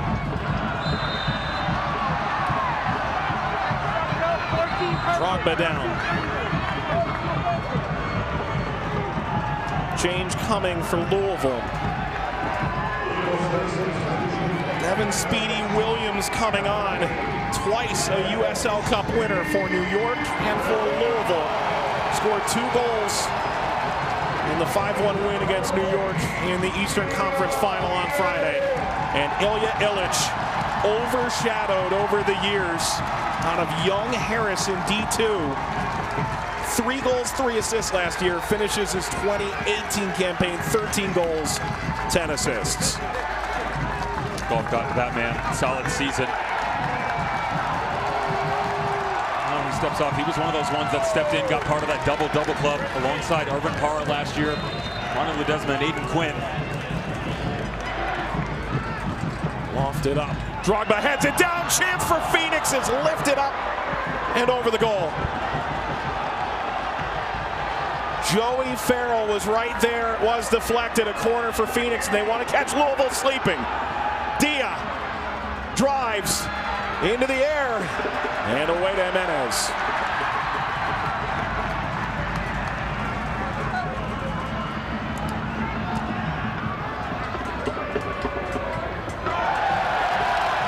Under Lambert and out. Under 20 minutes to play, Devin. And this crowd here beginning to feel an inkling. It could go back to back.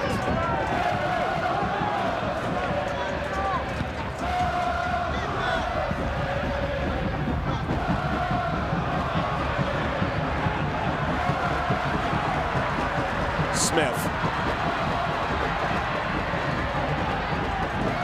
Shifting right. First touch for Speedy. Williams again. A crossfield ball collected by Omby.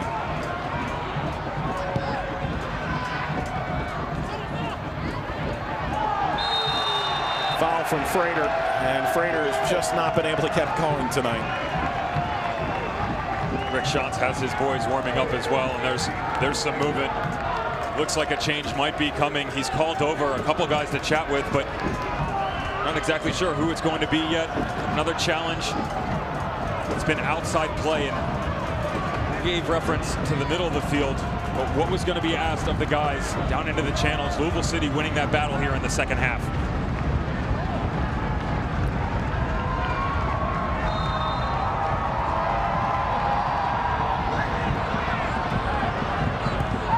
Jimenez, header down and away.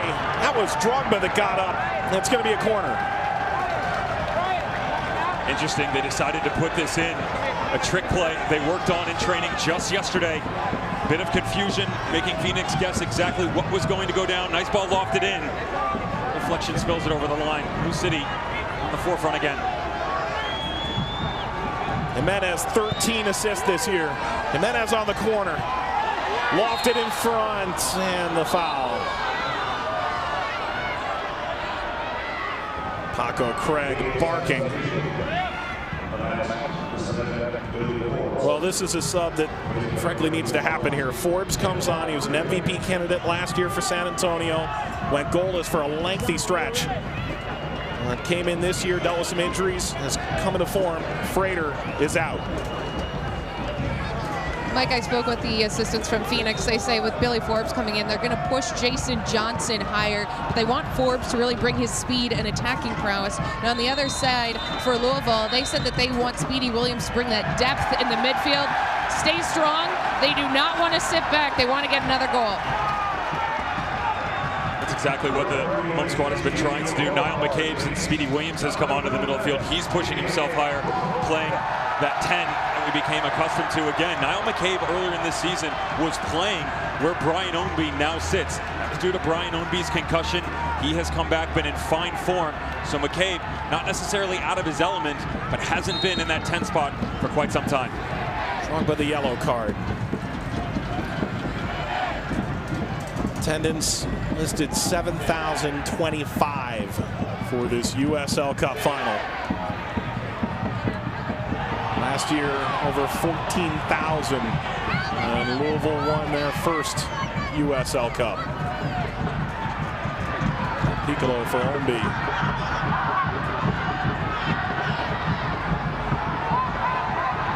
Ownby. Crowd to their feet. Jimenez.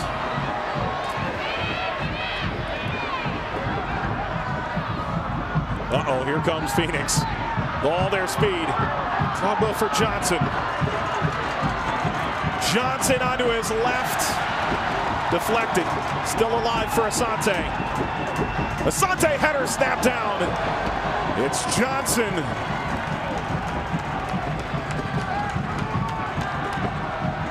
Immediately, Phoenix gets what they want. Jason Johnson, ball out in front, challenging Paco Craig. And deflection comes back outside to Asante.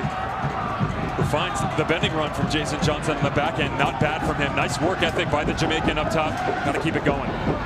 Johnson didn't score from the middle of June until the middle of October. A lengthy scoring streak. Before that, he scored 22 goals the last 2 years, 16 have been in Phoenix. Offense that is languished a bit without Chris Cortez, who's out tonight. Louisville getting just what they needed from the man stepping in for the Golden Boot winner in USL this year, Cameron Lancaster. The goal by Luke Spencer. Game in the 63rd. Spencer trying to chase this down. Farrell right back up the middle. Asante.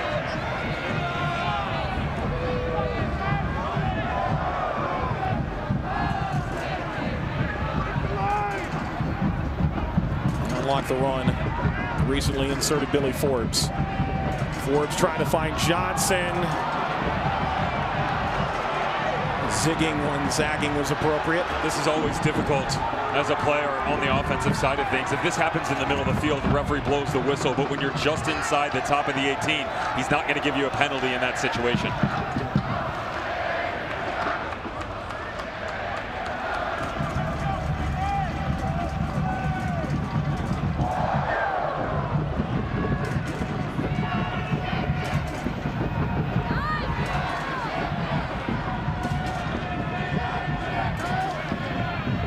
Smith, that stayed in.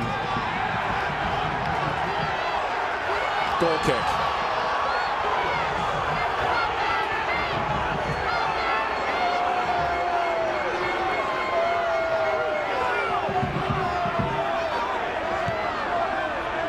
John Hackworth just looked flabbergasted on the sideline. Asante. Abdul Salam. There's a lot of room here. Abdul Salam slicing it. Forbes. Too high. And the native of Turks and Caicos.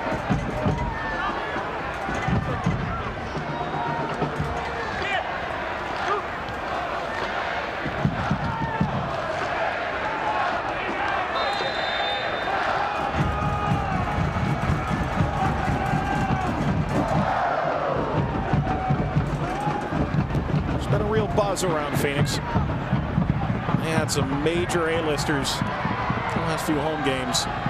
Crowds this big each time. Louisville had 10,000 at Slugger Field on Friday night. In a year of record-setting attendance, these two teams in front of giant crowds reaching this final game. And Blackman, major mistake. George Davis puts him on skates.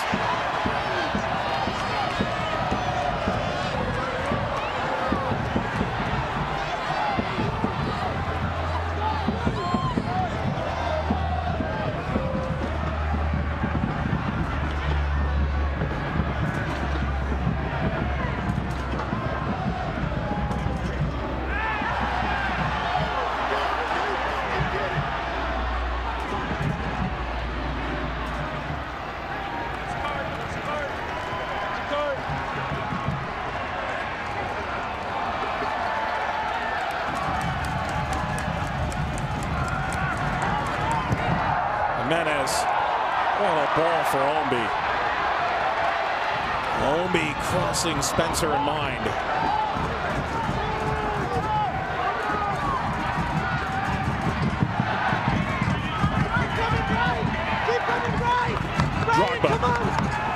Drogba playing it across. Forbes. Forbes still out of room. Plays it in front off of Sawahi. It's probably the best Forbes could have done by the time this was done. Corner. Good look by Kyle Smith, though. He definitely read the scouting report on Billy Forbes. Always wants it on that left foot of his. What does Kyle Smith do? Excellent defending. Does not dive in. Allows his reinforcements to step in behind in case the ball gets played across. Swinging in away from Farrell. Passed it upfield by Spencer, but kept alive. It's time Del Piccolo. Asante.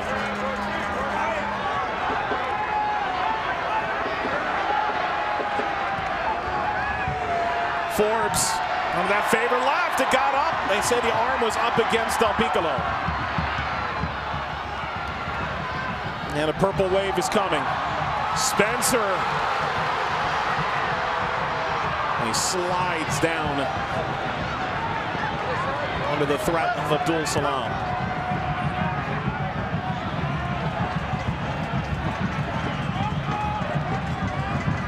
Amadou Dia. Forbes has found room. He hasn't been able to do anything with it yet.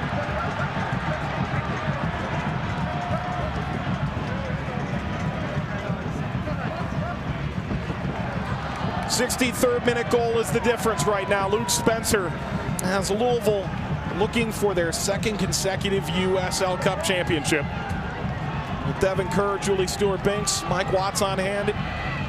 As Phoenix finally making it to this point. Such an ambitious franchise. Trying to avoid the fate that most face when they come to Louisville, defeat. A phenomenal year filled with individual talent.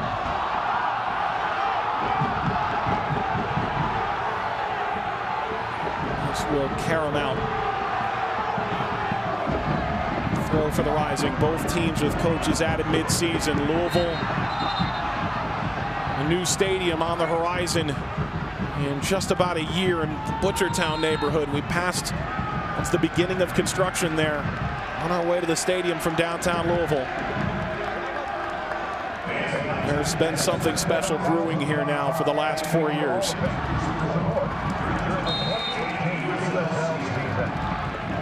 Blackman.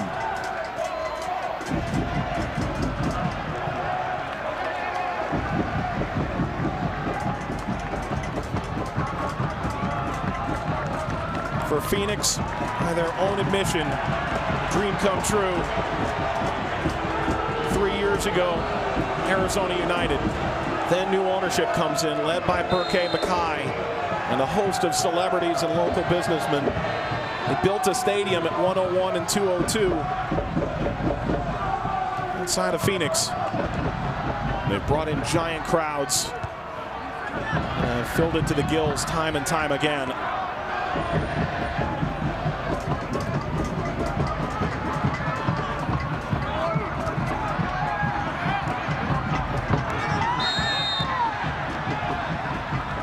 Del Piccolo slid out. Sean Tosh comes on. A USLCUP champion in Rochester back in 2015. And George Davis checks out. One of the most tenured players in USL history. Quality shift by George Davis. Didn't make anything impactful on the offensive side of things. Just the one chance in the second half. But remember who he was marked up against for most of this game. Jason Johnson. He found a way to really isolate the Jamaican on that left-right matchup. Good shift by George Davis IV.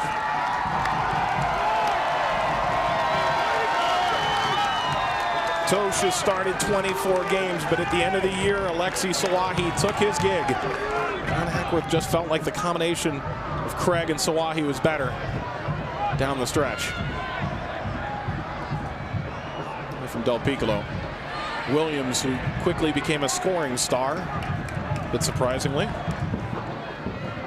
That's New York last time out.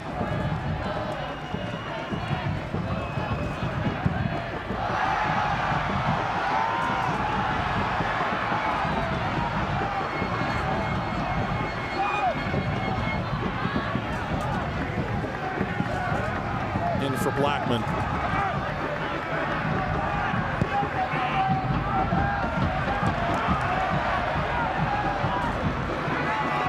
Williams looking for the space. Asante effectively closes the window. Holmby comes in from behind and rips it away. Spencer muscling off the first defender, but not Lambert.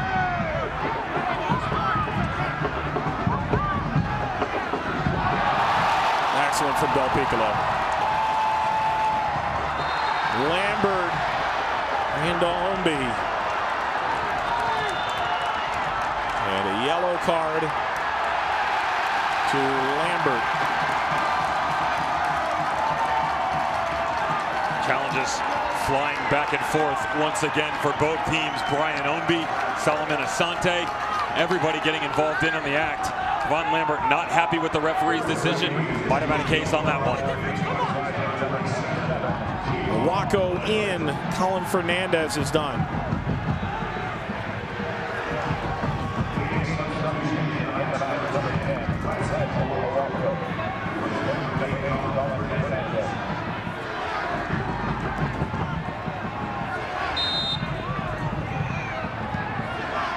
Tosh.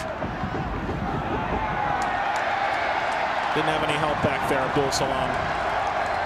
Gladson Owako checks in. On Wikipedia, his position is playmaker. And keep an eye on that too, because the system that Phoenix has been playing, a lot of the time they've been trying, and I say trying because Louisville has done a good job counteracting it. They've been trying to go flat across the middle to really make Louisville play in and out of other windows. Gladson Owako moving it towards a diamond shape in front of Lambert so far.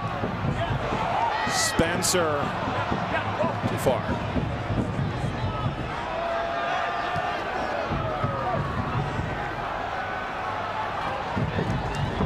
Four minutes to go before stoppage time.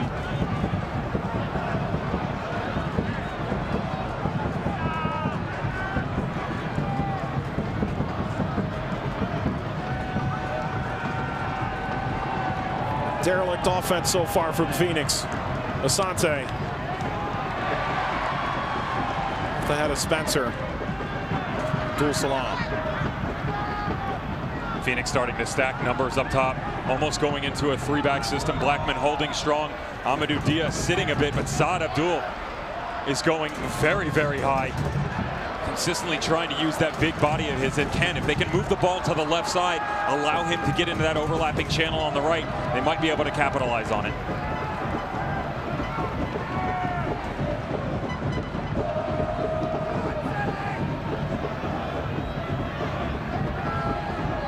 Blackman.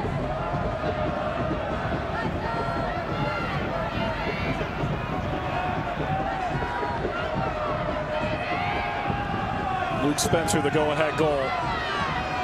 Part-time coach mid-season. Says work in the 63rd, separating tally. Lambert onto the foot of Ownby. Drogba. Advantage played for Phoenix.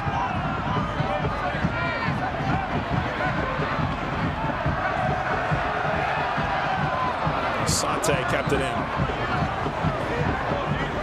Forbes wants it and receives.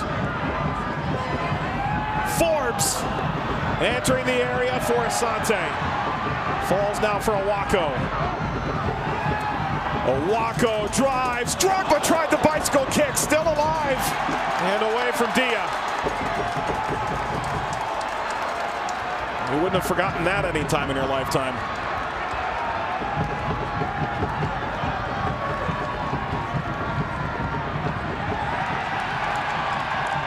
It's desperation time for Phoenix. They've moved everybody up. Joseph Farrell starting to occupy a position up top with the big boys. Tristan Blackman basically by himself in back, really spreading themselves out thin, but they are looking for that equalizer.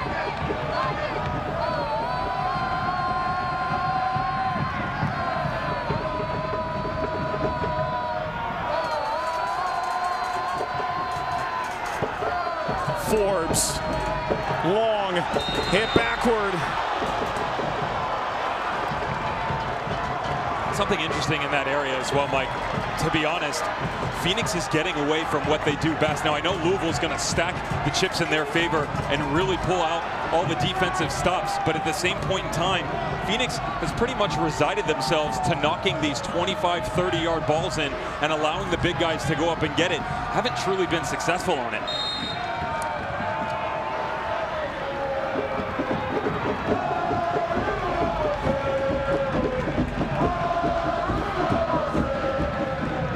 Jitzing. Blackman won't be trying to get behind Abdul Salam and can't. Louisville, the #1 scoring offense in USL. Their 83rd goal right now is the difference.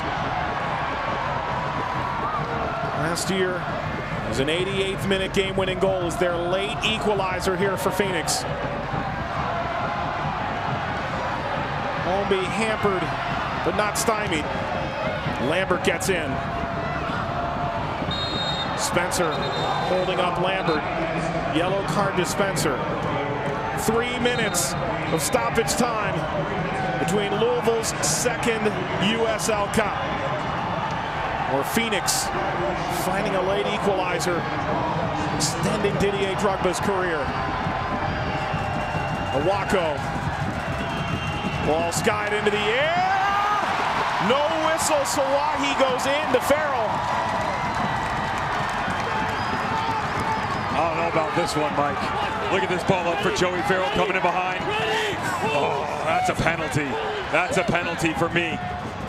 Defender not even making a move on the ball.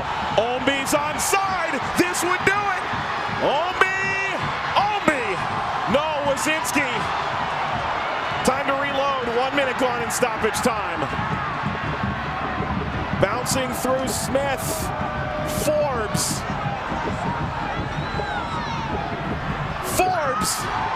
Deflected corner.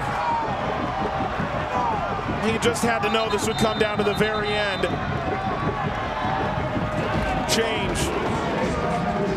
Magnus Rasmussen to come on. Hip surgery a year ago. He was with this club back in 2015 in their inaugural season. He returned. And Brian Holmby, who has spearheaded this run to a USL Cup final for a straight second year. Final sub from Louisville. Holmby finishes with 6 goals in 8 playoff games the last 2 years. Corner, Phoenix. Drogba! Got ahead to it. Set it backwards. 1 minute left. Greg Ranjitsingh picking up another yellow. Lest we forget, this first half had only 1 minute of stoppage time. There wasn't much to it. How about Brian Holmby? Yeah. He got shot out of a cannon in the second 45. This guy just, his impact on this team cannot be understated. Such an integral piece. And you really saw that in the second half.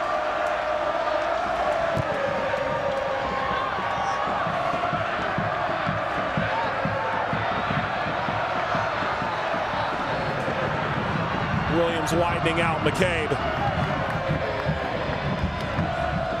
Phoenix's dream season. Drogba's dream career.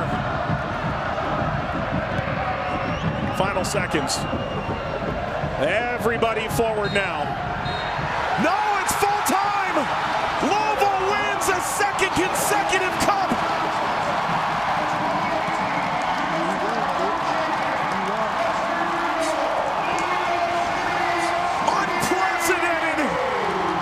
And their cup runneth over again.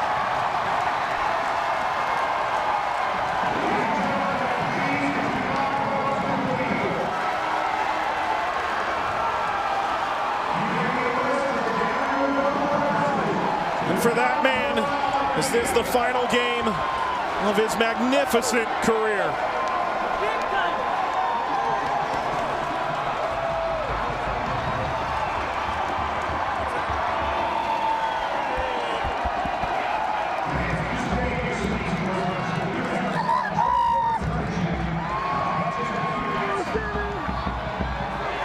The first back-to-back title in USL's modern era.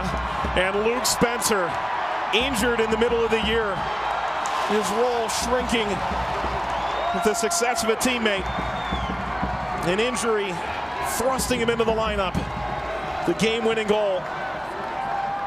And an MVP-style performance. Down to the field in Julie Stewart-Binks. Greg, another victory, another 1-0 win. We're doing this again this year.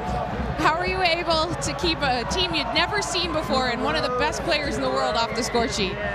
Honestly, we were just grinding it out. Like, that's all heart. You can't teach on the training ground. That's all heart. Credit to all the guys in front of me. I'm just buzzing. Shout out to my sponsor, Aviata. Best gloves in the game. All right, so back-to-back championships for the first time a USL team to do that, and you had to go through a mid-season coaching change. How have you guys been so consistently dominant? Honestly, it's just because of the culture that we have. This team is special. Hack's done a great job to, keep the standard up, keep the culture up, and we're buzzing about that, but this group is so special, and this group deserves so much. These guys out there, they put it all on the field, and they deserve everything. All that group right there, they deserve it all. All right, go celebrate with them. Congratulations. His 12th shutout of the season and 5 in the last 10, a 10-game winning streak to finish out the 2018 campaign. And the reigning champions are again, Devin. Fantastic stuff from this team. And it all goes back to the conversation that they had last night with Luke Spencer. We sat down at a table and asked him, you've been rattled, you've been battle tested. What has been the main talking point and the reason you've been able to get back on track? It is that next man up type feel. No Lancaster, no problem. Luke Spencer gets the goal, but it's Brian Ownby, it's Niall McCabe, even Speedy Williams, who comes on for the 10-15 minutes after the close of the game. Ren Jetsing was asked a few questions, he answered them all. Every person on this team is fully responsible for this championship. Congratulations to Chairman John Neese, President Brad Estes, former team president Amanda Duffy is here, the managing director of the NWSL, who helped get the team off the ground. There have been so many people that have made this possible. James O'Connor is watching from Orlando tonight, and James's team he helped build is a champion again. And Devin, what stood out to me was the talk about putting egos aside when James O'Connor moved on to Orlando, and that what he brought to the team was an impenetrable culture that would not allow a mid-season coaching change to define their campaign. And at no point in time did their form really falter, did it? The funny thing about it is we were talking with George Davis yesterday, and he said, I just want to know what everyone was thinking from the outside. He said, we actually thought you guys were going to be fine. Not worried whatsoever, and you saw it. I mean, these guys, the culture that has been built out here in this amazing city, everybody has really bought into it. Sitting in the same meeting with Luke Spencer last night, John Hackworth right next to it, and he admitted, he said, you have to give James O'Connor so much credit for what has been done out here. Brian Ownby was fantastic in the second half. He's with Julie Stewart-Binks. Brian, congratulations on the win tonight. I saw you out there just giving it your all. You almost had a late one there. Describe what it was like out on the pitch tonight. Well, we like playing here. We played here during the Open Cup, so we had some good victories. It's a little bit bigger than Slugger, so I think I could tell at the end of the match when I was running, I was starting to wear out. But, we do well in the end of games. Everyone gets each other's back, and I think starting from that Pittsburgh game about 10 weeks ago, you could see it from there, and we always fight to the very end. Luke Spencer comes in tonight for Cameron Lancaster and scores the game-winning goal. How much did that moment mean to him, do you think? Oh, a ton. Last year, Luke was starting in this game, and then Cam had an incredible year, 26 goals, and I feel awful for him, pulled his hammy, but that just shows the culture in this group. Next guy's up, comes in, and he scores the game winner in the championship. Congratulations, Brian. Go Sellout. Thank you. Well, Devin, this Phoenix fan base has built something incredible over the last 2 years. And whether Didier Drogba's there or not, the 1,000 people that bust to Orange County, the people that came all the way to Louisville, the people watching back home have a lot to be proud of from this group. The culture in Louisville is similar to what is starting to develop for Phoenix Rising, and we saw the fans travel last week to Orange County. We referenced the amount of buses, but at the end of the game, they walked over, said their congrats to Louisville, and then immediately made their way to the supporter section. Always grateful for the support they've been given, not just this season, but over the course of this entire organization's tenure. Rough loss for them, but they put in a hard-fought effort. They should hold their heads high.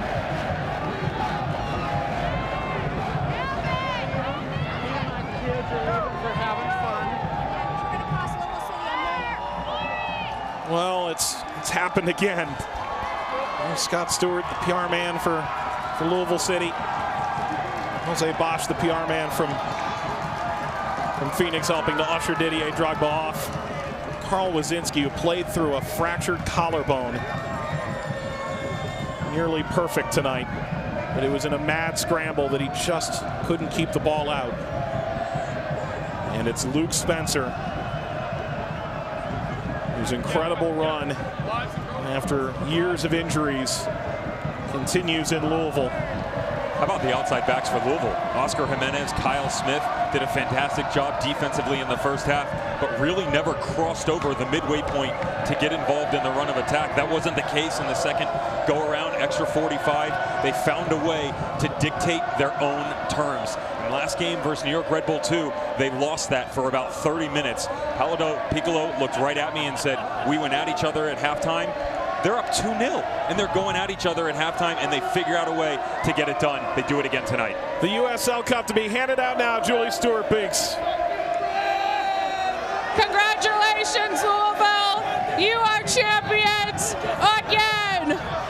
I'd like to welcome right now USL President Jake Edwards to present the MVP award. Luke Spencer led the line well all night, scored the game-winning goal.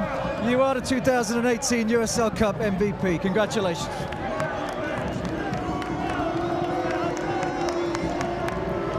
Luke, congratulations on winning tonight's award. I know this was the first time you'd ever faced Phoenix. You have the game-winning goal. How are you guys able to do it tonight? It was a complete team effort. I mean, not just tonight, but all through the year. This team's been incredible. It's a complete team from top to bottom.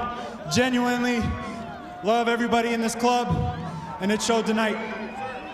You mentioned this is a complete team. You also made history tonight as the first ever USL team to win back-to-back cup finals.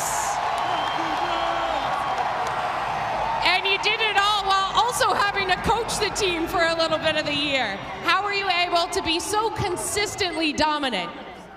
I mean, it's the work that we put in on a day-to-day basis. Credit to James O'Connor for setting the culture that we have here. Credit to John Hackworth for coming in, taking over a team. The guys bought in right away. And, you know, our standards stay where they're at, and it showed tonight. Well, congratulations. Thank you. All right. Time to present the USL Cup.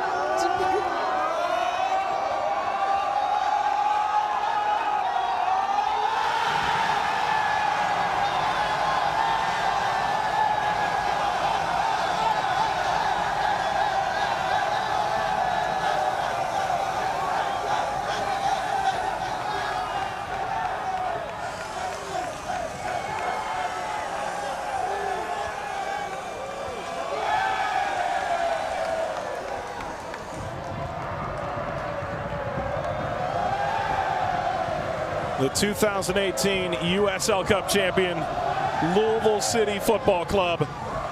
There will be bourbon abound tonight in the Derby City. A cup, a second straight cup for Louisville. Wrap it up after this.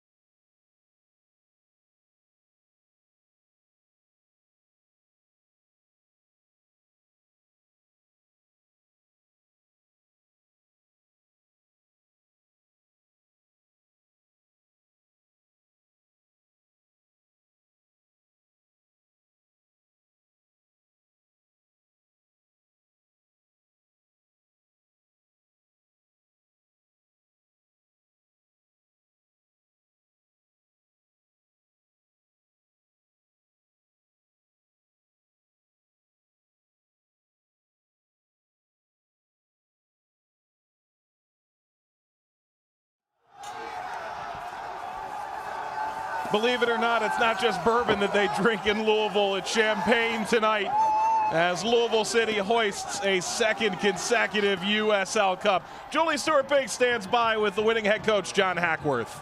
Thanks so much, guys. John, congratulations. You got some champagne on yourself right now, but you take a team that you came the mid-season to a championship.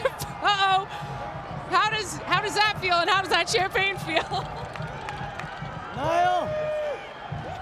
Liz, I can't believe it just got a champagne shower and live TV. It feels wonderful, it really does, but the credit goes to the players, Julia. These guys are incredible. They've gone through so much adversity. You know, I'm just a small part of it. I came in here and I was just lucky to inherit a team and a locker room that was so strong in their culture. So I know you're laughing at the way I look. So. We're laughing, we're smiling. I mean, this is a great moment for you. You mentioned the players. Luke Spencer is one of those players. Not only off the field did he have an impact, but tonight he scores a game winner. What do you think that means for him? I mean, it's a fairy tale, you know? I mean, it is amazing that he spent 6 weeks on the sidelines being the manager, and that he comes in and starts in the championship and he scores a game winner. I mean, you can't write that, but it's fitting for him because he's so prepared, and he is such an important part of what everybody in this locker room and what this team represents. This was the first time you'd ever faced Phoenix before, and we knew all about one of the players on the other side. How are you able to silence them in this game? Yeah, I think we tried to play our game, and we tried to do it with good ball movement and good rotation, and we felt like if we came and we did what we knew we could do, that it was on us to make sure that we executed in the end, and we did. All right, well, congratulations. Go have some more champagne. Thanks, Julie. Well, there's going to be plenty of champagne in Louisville tonight, and as we welcome you back into the booth, joined by Devin Kerr, Mike Watts. Wow, Louisville again champions, and you just felt coming into this game they were a great team and they would find a way to show it. Definitely the better team, especially when it came to form. Phoenix probably had more athletic talent, but not necessarily firing all cylinders. But the first half was back and forth. That's a true mark of a champion. They hit halftime, hit the reset button, got back to their bread and butter. You saw that in the second half. They were the ones that took the better movement of the game and really did the best of what was put in front of them. Let's talk about Phoenix for a moment. This is a team that 2 years ago was an afterthought. New ownership, new players, and this year they made a lot of people pretty proud. They're going to be disappointed tonight for sure. They had to deal with their share of adversity as well. A coaching change with Patrice Carteron stepping away. In comes Rick Schantz once again. He'd seen it before, but this tale was different. The talent needed to be nurtured a bit more. A lot of youth on this team. But at the end of the day, they need to be very proud of what they were able to accomplish. You take a look at the Western Conference, Orange County, Timbers 2, Reno, everybody that they stepped up against, they were able to counteract and get it done. Well, Luke Spencer has the game-winning goal in this affair. We take a look at the game-winning goal. It came in the 63rd minute, and it was scrappy just like Luke. Impressive. Good ball into the back post. You really have to give credit to Paco Craig because he gets the first challenge in and knocks this ball back across the 6. After that, it just kind of one after another after another. Swahi got a good challenge in, tried the bicycle kick when it came back out, and then Spencer. We said how ironic it was. He was the main man all year long last year. Lancaster gets the winner in a final. He becomes the go-to guy this year, but Spencer gets his chance at the end of the season, made the most of his opportunity. Devin, unforgettable stuff this year, record-setting in many, many ways. If you're Louisville, you're reigning champions again, and this excitement will carry over to next year. More teams, more people. It's going to be something special. I can tell you what they're not going to miss. James O'Connor's preseason runs. But they need to be proud of everything that they have put in. To do this back-to-back and the success prior in the Eastern Conference over the course of 4 years is unprecedented, very difficult, beyond impressive. The Symphony stays. Luke Spencer was a coach not too long ago, and now a champion again. A sellout crowd of over 7,000 at Lynn Stadium for this one for the 2018 USL Cup final. Didier Drogba, as close as he came, comes up perilously short as he looked for an 18th career trophy as Phoenix falls short of Louisville. Coming up next, a Sportscenter special Veterans Day salute on ESPN2. Once again, our 2018 USLCUP champions, Louisville City, as they defeat Phoenix Rising Football Club 1-0. Technical facilities provided by Vista WorldLink. And for our entire team in Louisville, led by Michael Cohen, Tevin Kerr, Julie Stewart-Binks, Mike Watt saying so long from Lynn Stadium in Louisville, Kentucky. It's goodbye to one legend. It's hello to another. And for the second straight year, Louisville City are the USLCUP champions, knocking off Phoenix 1-0. Good night.